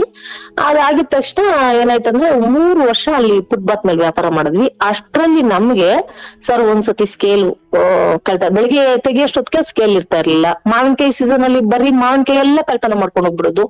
ಬೆಳಿಗ್ಗೆ ಬಂದ್ರೆ ಇಲಿಗಳು ಫುಲ್ಲು ತಿಂದಾಕಿರೋದು. ನಮ್ಮ ಯಜಮಾನ್ರು ಮಾರ್ಕೆಟ್ಗೆ ಹೋಗೋರು. ನಾನು 1 ಗಂಟೆವರೆಗೂ ಮಕ್ಕಳು ಊರಲ್ಲಿ 1 ಗಂಟೆವರೆಗೂ ನಾನು ಇದನ್ನೆಲ್ಲ ರೆಡಿ ಮಾಡಿ ಅದೆಲ್ಲ ಮಾಡಿ, ಇಷ್ಟು ಸಾಕಾಗಲ್ಲಪ್ಪ, ನೀನ್ ಸ್ವಲ್ಪ ನಿದ್ದೆ ಮಾಡ್ಬಿಟ್ಟು ಬಂದ್ಬಿಡು ಅಂತ ಹೇಳ್ಬಿಟ್ಟು ಅಲ್ಲೇ ಇದು ಅಂದ್ರೆ ವ್ಯಾಲಿ ಫಾರ್ ಮನಿ ಅಂತ ಇತ್ತು ಸರ್. ಅದ್ರಲ್ಲಿ ವ್ಯಾಲಿ ಫಾರ್ ಮನಿ ಅಂದ್ರೆ ಈ ರೇಷನ್ ಇದು ಅದ್ರಲ್ಲಿ ಹೋಗಿ ಪ್ಯಾಕಿಂಗ್ ಮಾಡಕ್ ಹೋಗ್ತಾ ಇದ್ದೆ ನಾನು. ಒಂದ್ 6 ತಿಂಗಳು ಪ್ಯಾಕಿಂಗ್ ಮಾಡ್ದೆ. ಆಮೇಲೆ ಇವ್ರಿಗೆ ನಿದ್ದೆ ಸಾಕಾಗಲ್ಲ ಅಂತೇಳಿ ಹೆಲ್ತ್ ಸ್ವಲ್ಪ ಹಾಳಾಯ್ತು. ಒಬ್ಬ ಅಜ್ಜಿ ಬರ್ತಿದ್ಲು ನನಗ್ ಮಾತುಗಳು ಹೇಳಕ್ಕ, ರೂಪ ಎಂತ ಬಾಧ್ ಪಡ್ತಾವ್ ನೀವು ಅಂತ ತಿಳ್ಗಲ್ಲ ಹೇಳ್ತಿದ್ಲು ಸರ್ ನನಗೆ. ನಮ್ಮ ಯಜಮಾನ್ರು ಬಂದ್ಬಿಟ್ಟು ಆ ಅಜ್ಜಿಗೆ ಹೇಳ್ತಿದ್ಲು, ಅಜ್ಜಿ ಈ ಮುಂಡ ಸೂಡ್ ಅಜ್ಜಿ, ನಾ ಶೆತ್ಲ ಐತಾ ಉಣ್ಲದ ಅಜ್ಜಿ ಅಂದ್ರೆ ಇರಿ ಅಂತ. ನಾನು ಅವಕ್ಕೆ ಸ್ವಲ್ಪ ಬುದ್ಧಿ ಉಪಯೋಗಿಸಿ ಬೇಡ ಮನಸ್ತಾಪ ಬಂದ್ಬಿಡುತ್ತೆ, ಸಿಂಗಲ್ ಬೆಡ್ರೂಮ್ ಅಲ್ಲಿ ಇರ್ತೀವಿ ಅಂತ ಹೇಳಿ ಆ ಫುಟ್ಬಾತ್ ಅಲ್ಲಿ ಸಿಂಗಲ್ ಬೆಡ್ರೂಮ್ ಗೆ 7,500 ಬಾಡಿಗೆ ಕಟ್ಕೊಂಡು, ಆಮೇಲೆ ಬಾಡಿಗೆ ಕಟ್ಕೊಂಡು ನಾವು ಸರ್ 3:30 ಗಬೋನು ಸರ್ ಮೇಲೆ ಒಬ್ಳೆ ಇರ್ತಿದ್ದೆ. ಯಾಕಂದ್ರೆ ಸಾಯ್ತೀನಿ ಅನ್ನೋ ಭಯ ಹೋಗ್ಬಿಟ್ಟಿತ್ತು ನನ್ಗ. ಈಗಿರಕ್ಕಾಗಲ್ಲ ಆದ್ರೆ ಆಗಿರ್ತಾ ಇದ್ದೆ ನಾನು. ಏನ್ ಭಯ ಇಲ್ಲ ನನ್ಗೆ. ಆ ತರ ಬದುಕಿದ್ವಿ 3 ವರ್ಷ. 3 ವರ್ಷ ಆಗ್ತಾ ಇದ್ದಂಗೆ ನನ್ ತಮ್ಮನಿಗೆ ಮದ್ವೆ ಆಯ್ತು. ಮಕ್ಳು ಅಲ್ಲಿ ಸ್ವಲ್ಪ ಬಂದ್ಮೇಲೆ ಆಗಲ್ವಾ ಸರ್, ಇಲ್ಲ ನಾವು ಬಂದ್ಬಿಡ್ತೀವಿ ಅಂತಂದ್ರು. ಸರಿ, ಅಷ್ಟ್ರಲ್ಲಿ ನಮ್ಗೆ ನೆಕ್ಸ್ಟ್ ರೋಡಲ್ಲೇ ಅಂಗಡಿ ಸಿಕ್ತು ಸರ್. ನಮ್ಗೆ ಅಂಗಡಿ ಸಿಕ್ತು, ಅಂಗಡಿ ಮಾಡ್ಕೊಂಡ್ವಿ. 13 ವರ್ಷ ಅಲ್ಲಿ ಯಾರನ್ನೂ 1 ರೂಪಾಯಿ ಕೇಳಲಿಲ್ಲ ಅಂಗಡಿ ಮಾಡ್ಕೊಳಕ್ಕೆ. ಅಂದ್ರೆ ಫ್ರೂಟ್ಸ್ ತರಕಾರಿ ಇಟ್ವಿ, ಎಲ್ಲವನ್ನು ಎಲ್ಲ ಅಂದ್ರೆ ಎಲ್ಲ ಇಂಥದ್ದು ಇಲ್ಲ ಅನ್ನಂಗಿಲ್ಲ, ಎಲ್ಲ ದೊಡ್ಡ ಅಂಗಡಿ ತರ ಮಾಡ್ಕೊಂಡ್ವಿ. ಎಲ್ಲ ಇಟ್ವಿ. ಎಷ್ಟು ವ್ಯಾಪಾರ? 7,500 ಫಸ್ಟ್ ದಿವಸ 7,500 ವ್ಯಾಪಾರ.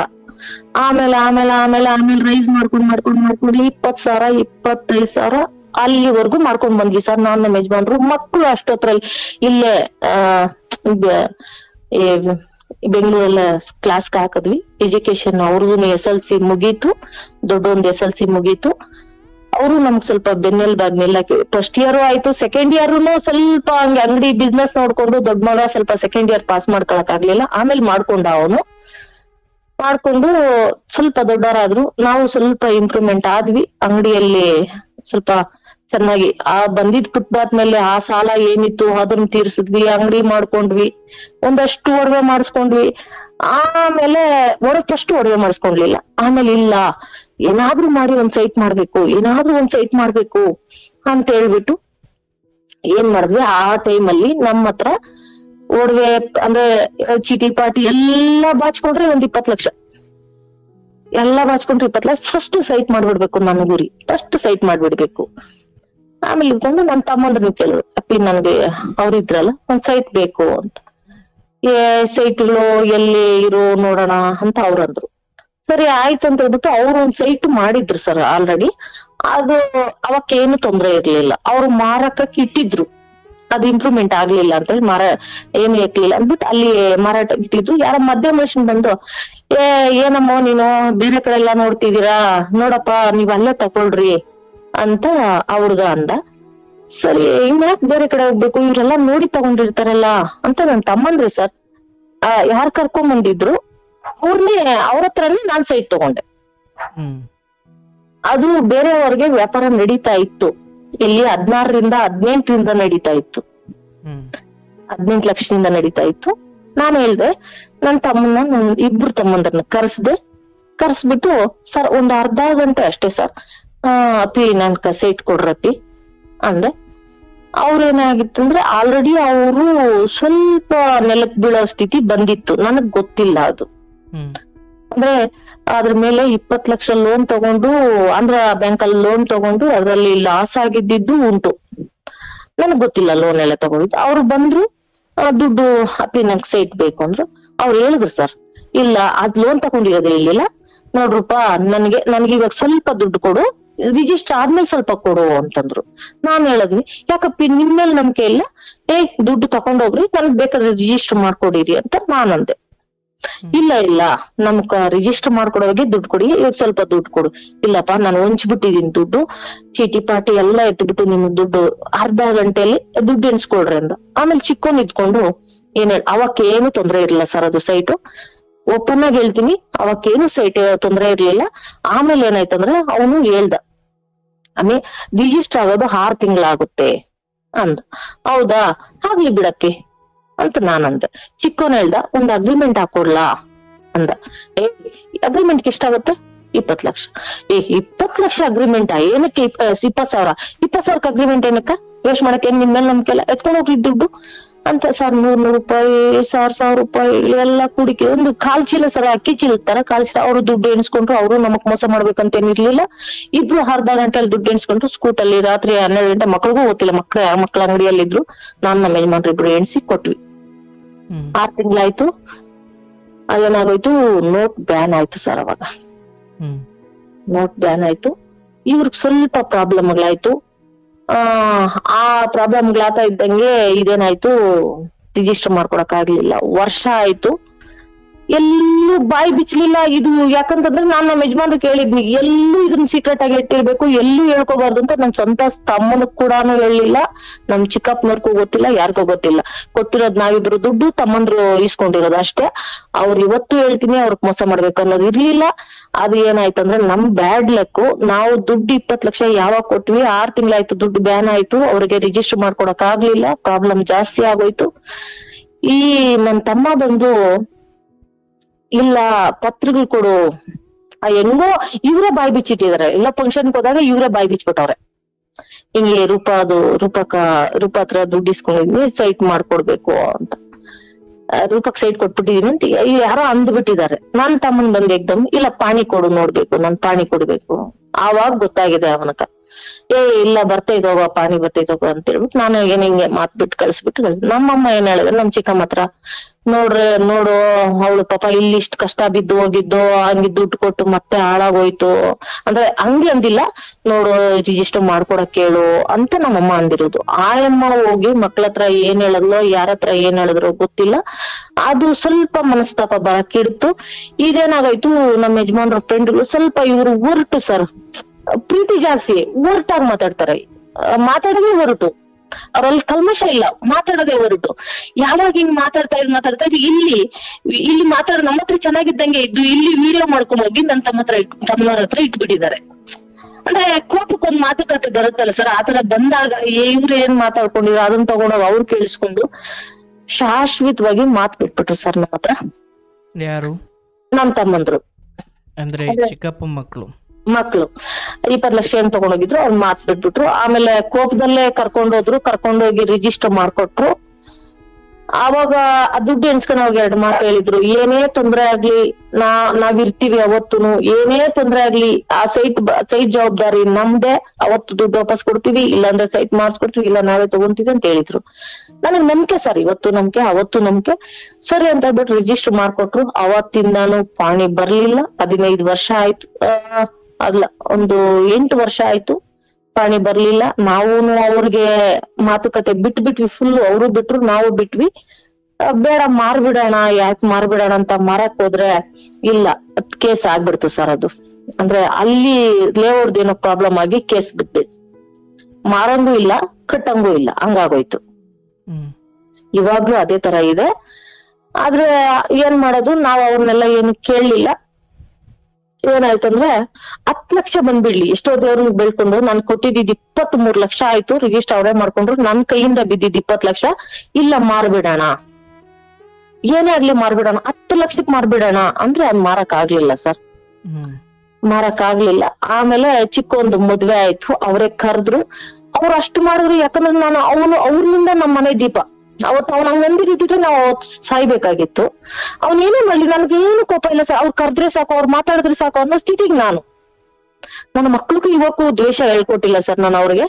ಆಮೇಲೆ ಇಲ್ಲ ನೀನು, ಆಮೇಲೆ ಕರ್ದ್ನ ಅವ್ನ್ ಚಿಕ್ಕೊಂದ್ ಮದ್ವೆಗ್ ಬಾ ಅಂತ.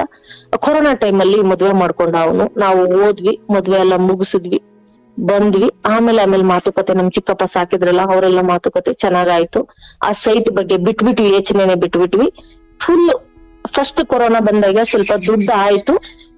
ಸೆಕೆಂಡ್ ಕೊರೋನಾ ಬಂದಲ್ಲಿ ಫುಲ್ ಫ್ಲಾಪ್ ಸರ್ ನಾವು. ಹಲೋ ಸರ್, ಹೇಳಬಾ. ನಾನು ಯಾರನ್ನ ಮಾತಾಡ್ತಾ ಇದ್ದೀನಿ, ಪ್ಲೀಸ್ ಊಟ ಇಟ್ಕೊಂಡು ತಿನ್ಬೇಕು. Sir sir ಮಾತಾಡ್ಬೋದಾ? ಹೇಳಬಾ. 5 ನಿಮಿಷ ತಾಯಿ ಸಮಯ. ಸರ್ ಇನ್ನೊಂದ್ 5 ನಿಮಿಷದೊಳಗೆ ಮುಗಿಸವಾ? ಸರ್ ಮುಗಿಸ್ಬಿಡ್ತೀನಿ, ಬೇಗ ಮುಗಿಸ್ಬಿಡ್ತೀನಿ. ಅಂದ್ರೆ ಸರ್ ಆಮೇಲೆ ಫಸ್ಟ್ ಕೊರೋನಾ ಚೆನ್ನಾಗಿತ್ತು ಸರ್. ಆ ಟೈಮಲ್ಲಿ ಬೆಂಗಳೂರಾಗ ಅಂಗಡಿ ಮಾಡಿದಾಗ ಕೇರಳದವ್ರು ಅಂತ ಹೇಳ್ಬಿಟ್ಟು ಡೈಲಿ ಕಲೆಕ್ಷನ್ 5 ಲಕ್ಷ ದುಡ್ಡು, ಅಂದ್ರೆ ಚೀಟಿ ಸರ್ ಅದು. ಅವನು ನೀನ್ ಲಾಸ್ಟ್ ಎತ್ತಬೇಕು ಎಲ್ರು ಹಾಕಿದ್ರು ಸರ್, ಆ ಅಂಗಡಿಗಳವರೆಲ್ಲ ಚೆನ್ನಾಗಿರೋರೆಲ್ಲ ಹಾಕಿದ್ರು. 25 ವರ್ಷದಿಂದ ಚೀಟಿ ನಡೆಸ್ತಾ ಇದ್ದವನು. ನಮ್ ಬ್ಯಾಡ್ ಲಕ್ ನೋಡಿ ಸರ್, ಇಲ್ಲಿ ಇಷ್ಟು ಕಳ್ಕೊಂಡು ನಾವ್ ಆ 20 ಲಕ್ಷ ಮತ್ತೆ ಅಲ್ಲಿ ಮೋಸ ಹೋಗಿ ಆಮೇಲೆ 5 ಲಕ್ಷ ಚೀಟಿ ಹಾಕಿದೀವಿ. ಓಣಂ ಹಬ್ಬಕ್ಕೆ ಹೋಗಿ ಬರ್ತೀನಿ, ಚೀಟಿ ಎತ್ತಿದೀವಿ, ಓಣಂ ಹಬ್ಬಕ್ಕೆ ಹೋಗಿ ಬರ್ತೀನಿ ಅಂದೊಂದು ಬರ್ಲಿಲ್ಲ ಸರ್. ಕೇಳೋದನ್ನ 5 ಲಕ್ಷ ಅದು ಹೋಯ್ತು ಸರ್ ನಮ್ದು, ಅದೋಯ್ತು. ಮತ್ತೆ ನಮ್ಮ ತಮ್ಮನ ಹೆಂಡತಿ ಅವ್ರ ಅಣ್ಣ ಪರಿಚಯ ಆಗಿದ್ನು, ನಮ್ ತಮ್ಮನ ಹೆಂಡತಿ ಕಡೆಯಿಂದಾನೇ ನಮಗ್ ಪರಿಚಯ ಆಗಿದ್ನು, ದೊಡ್ಡಪ್ಪನ ಮಗ. ತುಂಬಾ ಒಳ್ಳೆ ಮನುಷ್ಯ. ಕೊರೋನಾ ಟೈಮಲ್ಲಿ ಕೊರೋನಾ ಬಂದು ನನ್ ದೊಡ್ಡ ಮಗನಿಗೆಲ್ಲ ತುಂಬಾ ಪ್ರೀತಿ ಇತ್ತು, ಚೆನ್ನಾಗಿ ಪರಿಚಯ ಆಗ್ಬಿಟ್ಟಿದ್ದ. ಆಮೇಲೆ ಇಲ್ಲ ನನ್ಗೆ ಒಂದ್ 20,000 ಬೇಕು, ಇವ್ರು 5,000 ಹಾಕೋದು 10,000 ಇಸ್ಕೊಳ್ಳೋದು ಟೈಮ್ ಹಿಂಗ್ ಮಾಡ್ತಿದ್ರು ಸರ್. ಕೊರೋನಾ ಟೈಮಲ್ಲಿ ತುಂಬಾ ಬಾಧೆ ಇತ್ತಲ್ಲ ಸರ್ ಅವಾಗ. ಅವಾಗ ಏನಾಯ್ತು ಅಂದ್ರೆ, ಇಲ್ಲ ನನಗೆ ತುಂಬಾ, ನನ್ ದೊಡ್ಡ ಮಗ ಏನ್ ಮಾಡಿದಾನೆ, ಅಷ್ಟ್ರಲ್ಲಿ ಒಂದ್ ಬಿಲ್ಡಿಂಗ್ ಕಾಂಟ್ರಾಕ್ಟ್ ಇಟ್ಕೊಂಡ, ಯಾವ್ದೋ ಒಂದ್ ಬಿಲ್ಡಿಂಗ್ ಸುಮ್ನೆ ಇಟ್ಕೊಂಡ. ಅವನು ಆ ಸಂಬಳದಲ್ಲಿ ನಮ್ಮ ಅಮ್ಮನ್ಕ ನಮ್ಮ ಅಪ್ಪನಿಗ ಒಂದು 5 ಲಕ್ಷ ಕೂಡಿಟ್ ಕೊಡ್ಬೇಕು ಅಂತ ಹೇಳ್ಬಿಟ್ಟು ಅವನ ಹತ್ರ ಚೀಟಿ ಹಾಕಿದಾನೆ. ಅವನ ಹತ್ರ ಚೀಟಿ ಹಾಕ್ಸಿದ್, ಬೇರೆ ಕಡೆ ಹಾಕ್ಸಿದ್ರಂತೆ. ಆ ಚೀಟಿ 5 ಲಕ್ಷ ಅದು ಕೈಗ್ ಬರ್ತಾ ಇತ್ತು. ಮತ್ತೆ ಮನೆಗ್ ಬಂದ ಸರ್, ಮನೆಗ್ ಬಂದು ಊಟ ಎಲ್ಲ ಮಾಡಿ, ಅಣ್ಣ ನನ್ಗೆ ತುಂಬಾ ಬಾಧೆ ಆಗ್ಬಿಟ್ಟೈತೆ, ಒಂದು ಸೂಜಿ ಬಂದು 25,000 ರೂಪಾಯಿ, ನನ್ಗೆ ಲಂಗ್ಸ್ ಎಲ್ಲ ಇದಾಗ್ಬಿಟ್ಟಿದೆ ಅಂತ ಕಣ್ಣಲ್ಲಿ ನೀರ್ ಹಾಕೊಂಡ ಸರ್. ನಾನೇನ್ ಮಾಡ್ದೆ, ಅಯ್ಯೋ ಮನುಷ್ಯ ಉಳ್ಕೊಂಡ್ರೆ ಯಾವತ್ತಾದ್ರೂ ಕೊಡ್ತಾನೆ, ಒಳ್ಳೆ ಮನುಷ್ಯ ಅಲ್ವಾ ಅಂತ ಹೇಳಿದ್ದು ಸರ್. ಏನಿರ್ಲಿಲ್ಲ, ಅಷ್ಟ್ರಲ್ಲಿ ಒಡವೆ ಮಾಡ್ತಿದ್ವಿ. ಒಡವೆ ಎಲ್ಲ ಇಟ್ಬಿಟ್ಟಿದ್ವಿ ಕೊರೋನಾ ಟೈಮಲ್ಲಿ. ಖಡ್ಗ ಅಂತ ಹೇಳಿ 26,000 ರೂಪಾಯಿ ನಮ್ಮ ಯಜಮಾನ್ರಿಗೆ ಮಾಡಿಸಿದ್ವಿ ನಾವು. 26 ಗ್ರಾಮ್, 26,000 ಅಲ್ಲ 26 ಗ್ರಾಮ್ ಖಡ್ಗ ಮಾಡಿಸಿದ್ವಿ ಸರ್. ನನ್ ಮಕ್ಳನ್ ಕೇಳಿದ್ರೆ, ಅಮ್ಮ ಕೊಡಮ್ಮ ಒಳ್ಳೆ ಮನುಷ್ಯ ಅಂದ್ರು. ಯಜಮಾನ್ ಕೇಳಿದ್ರೆ ಹಂಗೆ ಎತ್ಕೊಂಬಂದ್ ಕೊಟ್ವಿ ಸರ್. ಎತ್ಕೊಂಬಂದ್ ಕೊಟ್ಟ, ಎತ್ಕೊಂಡ್ ಹೋದ, ಹಾಸ್ಪಿಟ್ಲ್ ಎಲ್ಲ ತೋರ್ಸ್ಕೊಂಡ. ಅದಾಗಿದ ತಕ್ಷಣ ಒಂದು 6 ತಿಂಗಳಕ ಗಣೇಶನ ಹಬ್ಬಕ್ಕೆ ಇಲ್ಲ ನೇಣ್ ಹಾಕೊಂಡಂತೆ ಅಂತ ಮೆಸೇಜ್ ಬಂತು. ಹೋಯ್ತು ಸರ್, ಅದೊಂದು 5 ಲಕ್ಷ ಹೋಯ್ತು. ಖಡ್ಗ ಹೋಗ್ಬಿಡ್ತಲ್ಲಿ. ಮತ್ತೆ ಹೋಗ್ ಕೇಳಿ, ಇಡೀ ಬ್ಯಾಂಕ್ ಎಲ್ಲ ಚೀಟಿ ಕೊಡ್ರಿ, ನಾವ್ ಬಿಡ್ಸ್ಕೊಂತೀವಿ, ದುಡ್ಡು ಹೋದ್ರೆ ಹೋಗ್ಲಿ ಚೀಟಿ ಕೊಡ್ರಿ ಅಂದ್ರೆ ಹೋಗ್ ಕೇಳಕ್ ಹೋಗಿದ್ದಕ್ಕ ನಿಮ್ ಮೇಲೆ ಪದೇ ಪದೇ ಬಂದು ನಮಗ್ ಟಾರ್ಚರ್ ಕೊಡ್ತಾ ಇದೀರಾ, ನಿಮ್ ಮೇಲೆ ಕಂಪ್ಲೇಂಟ್ ಹಾಕ್ತಿವಿ ಅಂದ್ರು ಸರ್ ಅವರು. ಸಂಬಂಧಿಕರೇ, ಅಂದ್ರೆ ನಮ್ಮ ತಮ್ಮನ ಹೆಂಡತಿ ಅಣ್ಣ, ಅವ್ರ ಮನೆಯವರು ಹೋಗ್ ಕೇಳಿದ್ದಕ್ಕ ಇಡೀ ಬ್ಯಾಂಕ್ ಎಲ್ಲ ಓಡಾಡಿದ್ವಿ. ಇಲ್ಲ ಒಡವೆ ಯಾವ್ದು ಇಲ್ಲ. ಅವನಿಗೆ ಏನಾಗಿತ್ತು, ಸಾಲಗಳು ಜಾಸ್ತಿ ಆಗಿ ನಮಗ್ ಗೊತ್ತಿರ್ಲಿಲ್ಲ. ಅದಷ್ಟು ಒಡವೆ ಆಯ್ತು. ಕೇಳೋದನ್ನೊಂದ್ ಅವನೊಂದ್ 5 ಲಕ್ಷ ಹೋಗ್ಬಿಟ್ಟ. ಇದಿಷ್ಟೆಲ್ಲ ಹೋದ್ಮೇಲೆ ಕೊರೋನಾ, ಲಾಸ್ಟ್ ಕೊರೋನಾ ತುಂಬಾ ಪ್ಲಾತ್ ಸರ್. ನಾವು ಏನೂ ಇಲ್ಲ, ಮನೆ ದೇವಸ್ಥಾನಕ್ಕೆ ಅಭಿಷೇಕಕ್ಕೆ ಕೊಡ್ತೀನಿ ಅಂತ ವರ್ಷ ಅನ್ಕೊಂಡಿದ್ರೆ, ಹೋಗ್ಬೇಕಂದ್ರೆ ದುಡ್ಡಿಲ್ಲ ಸರ್. ಕೊರೋನಾ ಲಾಸ್ಟ್ ಕೊರೋನಾದಲ್ಲಿ ಹಂಗೆ ಅಂಗಡಿ ನಡ್ಸ್ಕೊಂಡು ಆ ವ್ಯಾಪಾರ 25,000 30,000 ಹೋಗ್ತಾ ಇದ್ದಿದ್ದು 5,000ಕ್ಕೆ ಬಂದ್ಬಿಡ್ತು. 5,000 ವ್ಯಾಪಾರ. ಏನ್ ಮಾಡೋದು ಹಂಗೆ ನಡೆಸ್ತಾ ಇದ್ವಿ. ಅವ್ನ್ ಬರತ್ತು, ನನ್ ಮಗ ಯಾವ್ದೋ ಒಂದು ಕೆಲ್ಸಕ್ಕೆ ಹೋಗ್ತಾ ಇದ್ದ. ಅದಾದ್ಮೇಲೆ ಆಮೇಲೆ ಇದೇ ನನ್ ತಮ್ಮನು ಇವ್ರು ಬೇರೆ ಕಡೆ, ಆ ಕಡೆ BTM ಬಿಟ್ಬಿಟ್ಟು ಅವ್ರು ಫುಲ್ ಲಾಸ್ ಆಗ್ಬಿಟ್ಟಿದ್ರಲ್ಲಿ. BTM ಬಂದ್ಬಿಟ್ಟು ಈ ಕಡೆ ಬಂದ್ರಿ, ಯಲಹಂಕದ ಕಡೆ. ಇವ್ರು ಬಂದು ಒಂದು ದೊಡ್ಡದಾದ ಅಂಗಡಿ ಮಾಡ್ಕೊಂಡ್ರು. ಅಂಗಡಿ ಹೆಸರುಗಳೆಲ್ಲ ಏನ್ ಬೇಡ, ಮಾಡ್ಕೊಂಡ್ರು. ಆವಾಗ ಅವನು ಬಂದು ಕೇಳ್ದ, ಎಂತ ಇದೇ ಅಂಗಡಿಯಲ್ಲಿ ಎಷ್ಟ್ ದಿನ ಇರ್ತೀರ, ಮನೆ ಖಾಲಿ ಮಾಡ್ಕೊಂಡು ಅಂಗಡಿ ಯಾರ್ಕಾದ್ರು ಮಾರ್ಬಿಟ್ ಬರ್ರಿ ಯಲಹಂಕದ ಕಡೆ ಅಂತ ಹೇಳ್ದ. ಮತ್ತೆ ಮಾಡ್ಕೊಂಡು ಅಂಗಡಿ ಎಲ್ಲ ಮಾರಿ ಬಂದ್ವಿ. ಈಗ ಅಂಗಡಿ ಮಾಡಿದೀವಿ, 1000 ಅಡಿಯಲ್ಲಿ ಅಂಗಡಿ ಮಾಡಿದೀವಿ. ಚೆನ್ನಾಗ್ ವ್ಯಾಪಾರ ನಡೀತಾ ಇದೆ, ಚೆನ್ನಾಗಿದ್ವಿ. ನಮ್ಮ ಸಾಲಗಳು 1 ರೂಪಾಯಿ ಇಲ್ಲ, ಚೆನ್ನಾಗಿದೀವಿ ಸರ್. ನನ್ ದೊಡ್ಡ ಮಗ ಅಂದ್ರೆ ಡಿಗ್ರಿ ಹೋಗ್ಲಿಲ್ಲ, ಅವನು ಚಿಕ್ಕೊಂದು ಡಿಗ್ರಿ ಕಂಪ್ಲೀಟ್ ಆಗಿದೆ. ನನ್ ಬಾಧೆ ಏನಂದ್ರೆ, ನನ್ ಮಕ್ಳು ಏನೋ ಒಂಥರ ಓದ್ಬೇಕಾಗಿತ್ತು, ಚಿಕ್ಕವನು ಓದ್ಬೇಕಾಗಿತ್ತು ಅಂತ ಅಷ್ಟೇ ನನ್ನ ಆಸೆ. ಅವನು ಓದಕ್ ಹೋಗ್ಲಿಲ್ಲ. ಇಲ್ಲ ಅಣ್ಣ ಅಂಗಡಿ ಮಾಡೋನಿಲ್ಲ, ನಾನು ಇನ್ನೊಂದ್ ಅಂಗಡಿ ಮಾಡ್ತೀನಿ ಅಂತೇಳಿ ಚೆನ್ನಾಗ್ ವ್ಯಾಪಾರ ನಡೀತಾ ಇದೆ. ಇವಾಗ ಚೆನ್ನಾಗಿದೀವಿ. ನಿಮ್ಮನ್ನ ಮಾತಾಡ್ಸ್ಬೇಕ ಅನ್ನೋದು ಅಷ್ಟೇ ಗುರಿ ಆಗಿತ್ತು. ಇದ್ರಲ್ಲಿ ಏನಾದ್ರೂ ತಪ್ಪಾಗಿದ್ರೆ ಕ್ಷಮೆ ಇರ್ಲಿ. ಅವತ್ತು ಸತ್ ಬಿಟ್ಟಿದ್ರೆ ಇವತ್ತು ಇಷ್ಟು ಇರ್ತಾ ಇರ್ಲಿಲ್ಲ ಅಂತ ನಾನು ಅನ್ಕೋತೀನಿ ಸರ್. ನಿನ್ನ ಬದುಕು ಒಂದು ಹೋರಾಟ ತಾಯಿ. ತುಂಬಾ ಜನರಿಗೆ ನಾನು ಆಮೇಲೆ ಬರ್ತೀನಿ ಸ್ಫೂರ್ತಿ. ಬಟ್ ಇಲ್ಲಿ ಸಂಬಂಧಗಳನ್ನ ನಿಭಾಯಿಸಿಕೊಂಡು ಯಾವ ಸಮಯದಲ್ಲೂ ಯಾರನ್ನೂ ನಿಷ್ಠೂರ ಮಾಡ್ಕೊಳ್ಳದ ಹಾಗೆ ಎಷ್ಟೊಂದು ಕಳ್ಕೊಂಡಿದೀಯವ, ಆದ್ರೆ ನೀನ್ ಜೀವಿತವಾಗಿದ್ದೀಯ. ಸರ್ ಇನ್ನೊಂದ್ ಮಾತು, ಮಕ್ಕಳು ಕೊಟ್ಟಿದ್ದಾನೆ, ಹೋಗೋದೆಲ್ಲ ಹೋಗ್ಲಿ, ಯಾವುದನ್ನು ಬರ್ಬೇಕಾದ್ರೆ ತಂದಿರಲಿಲ್ಲ, ಆದರೆ ಅದೆಲ್ಲ ನಷ್ಟವನ್ನು ತುಂಬಿಕೊಳ್ಳುವ ಆತ್ಮಸ್ಥೈರ್ಯ ನಿನ್ನಲ್ಲಿ ಇತ್ತಲ್ಲ. ಮಕ್ಕಳು, ಗಂಡ, ತಮ್ಮ ಎಲ್ಲರೂ ಬೆಂಬಲ ನೀಡಿದ್ದಕ್ಕೆ ಇಲ್ಲಿವರೆಗೂ ನಡ್ಕೊಂಡು ಬಂದಿದ್ದೀಯ. ಅಂದರೆ ಮನುಷ್ಯ ದುಡ್ಡಿನಿಂದ ನಷ್ಟವಾಗಲಿ, ಆದರೆ ಬಂಧು ಬಾಂಧವ ಅಥವಾ ಒಡ ಹುಟ್ಟಿದವರು, ಹೆತ್ತು ಮಕ್ಕಳು, ಕಟ್ಟಿಕೊಂಡ ಗಂಡ, ಇವೆಲ್ಲ ಒಂದಕ್ಕೊಂದು ಹೊಂದಾಣಿಕೆಯಿಂದ ಇದ್ರೆ ಏನು ಕಷ್ಟ ಬಂದರೂ ಮೀರಿ ನಿಲ್ಬೋದು ಅನ್ನೋದಕ್ಕೆ ನೀನು ಬದುಕು ಉದಾಹರಣೆ. ಆದ್ರೆ ಯಾರು 1,000 ಕೊಟ್ಟಿಲ್ಲ ಸರ್, ನೀನ್ ಹೋಗು ಹಿಂಗ್ ಬದುಕು ಅಂತ ಯಾರು ₹1 ಕೊಟ್ಟಿಲ್ಲ ಸರ್ ನನ್ಗೆ. ಪರವಾಗಿಲ್ಲವ. ಆದರೆ ನೋಡಿ, ಇಲ್ಲಿ ನಿನ್ನ ತಾಯಿ ಮನೆ ಪ್ರತಿ ನಿನ್ನ ಕಷ್ಟಗಳಿಗೂ ಸ್ಪಂದಿಸಿದ ರೀತಿ ಇತ್ತಲ್ಲ, ಅದು ಅದ್ಭುತ. ಹೌದು ಸರ್. ನಿನ್ನ ತಮ್ಮ ಅಥವಾ ಹೌದು, ಕೆಲವೊಂದು ನಿನ್ನ ಚಿಕ್ಕಪ್ಪನ ಮಕ್ಕಳಿಂದ ಕೆಲವೊಂದು ಗೊತ್ತಿಲ್ಲದೋ ಆಗಿರ್ಬೋದು. ಆದ್ರೆ ಅವರಿಂದಾದ ನಷ್ಟಕ್ಕಿಂತ ಅವರಿಂದ ನಮಗೆ ಕಂಡ ದಾರಿ ಇದೆಯಲ್ಲ, ಏನಾದ್ರು ತಗೊಂಡು ಮಕ್ಕಳನ್ನು ಸಾಯಿಸಿ ನಾನು ಸತ್ತು ಬಿಡೋಣ ಅನ್ನೋ ಕಾಲದಲ್ಲಿ ನನಗೊಂದು ಇದ್ದಕ್ಕಿದ್ದ ಹಾಗೆ ಬೆಂಗಳೂರು ಪೇಟೆ ವಿಶಾಲವಾಗಿದೆ, ಬಂದ್ಬಿಡಿ ಅಂತ ಹಾಗೊಂದು ಮಾತು ಹೇಳಲಿಕ್ಕೆ ಭಗವಂತ ಅವ್ರ ಮೂಲಕ ಪ್ರೇರೇಪಿಸಿದ ಅಷ್ಟೇ. ಯಾಕಂದ್ರೆ ನಿಮ್ಮ ಆಯಸ್ಸು, ನೀವು ಬದುಕಬೇಕಾದ್ದು, ನೋಡ್ಬೇಕಾದ್ದು, ಅನುಭವಿಸಬೇಕಾದ್ದು, ಮಕ್ಕಳಿಗೆ ತಂದೆ ತಾಯಿಯಾಗಿ ನೀವಿಬ್ರು ಇರಬೇಕಾದ್ದು, ಅದು ಮುಖ್ಯವಾಗಿತ್ತು. ಅದನ್ನ ಅವ್ರ ಮೂಲಕ ಭಗವಂತ ಮಾಡಿಸಿದ.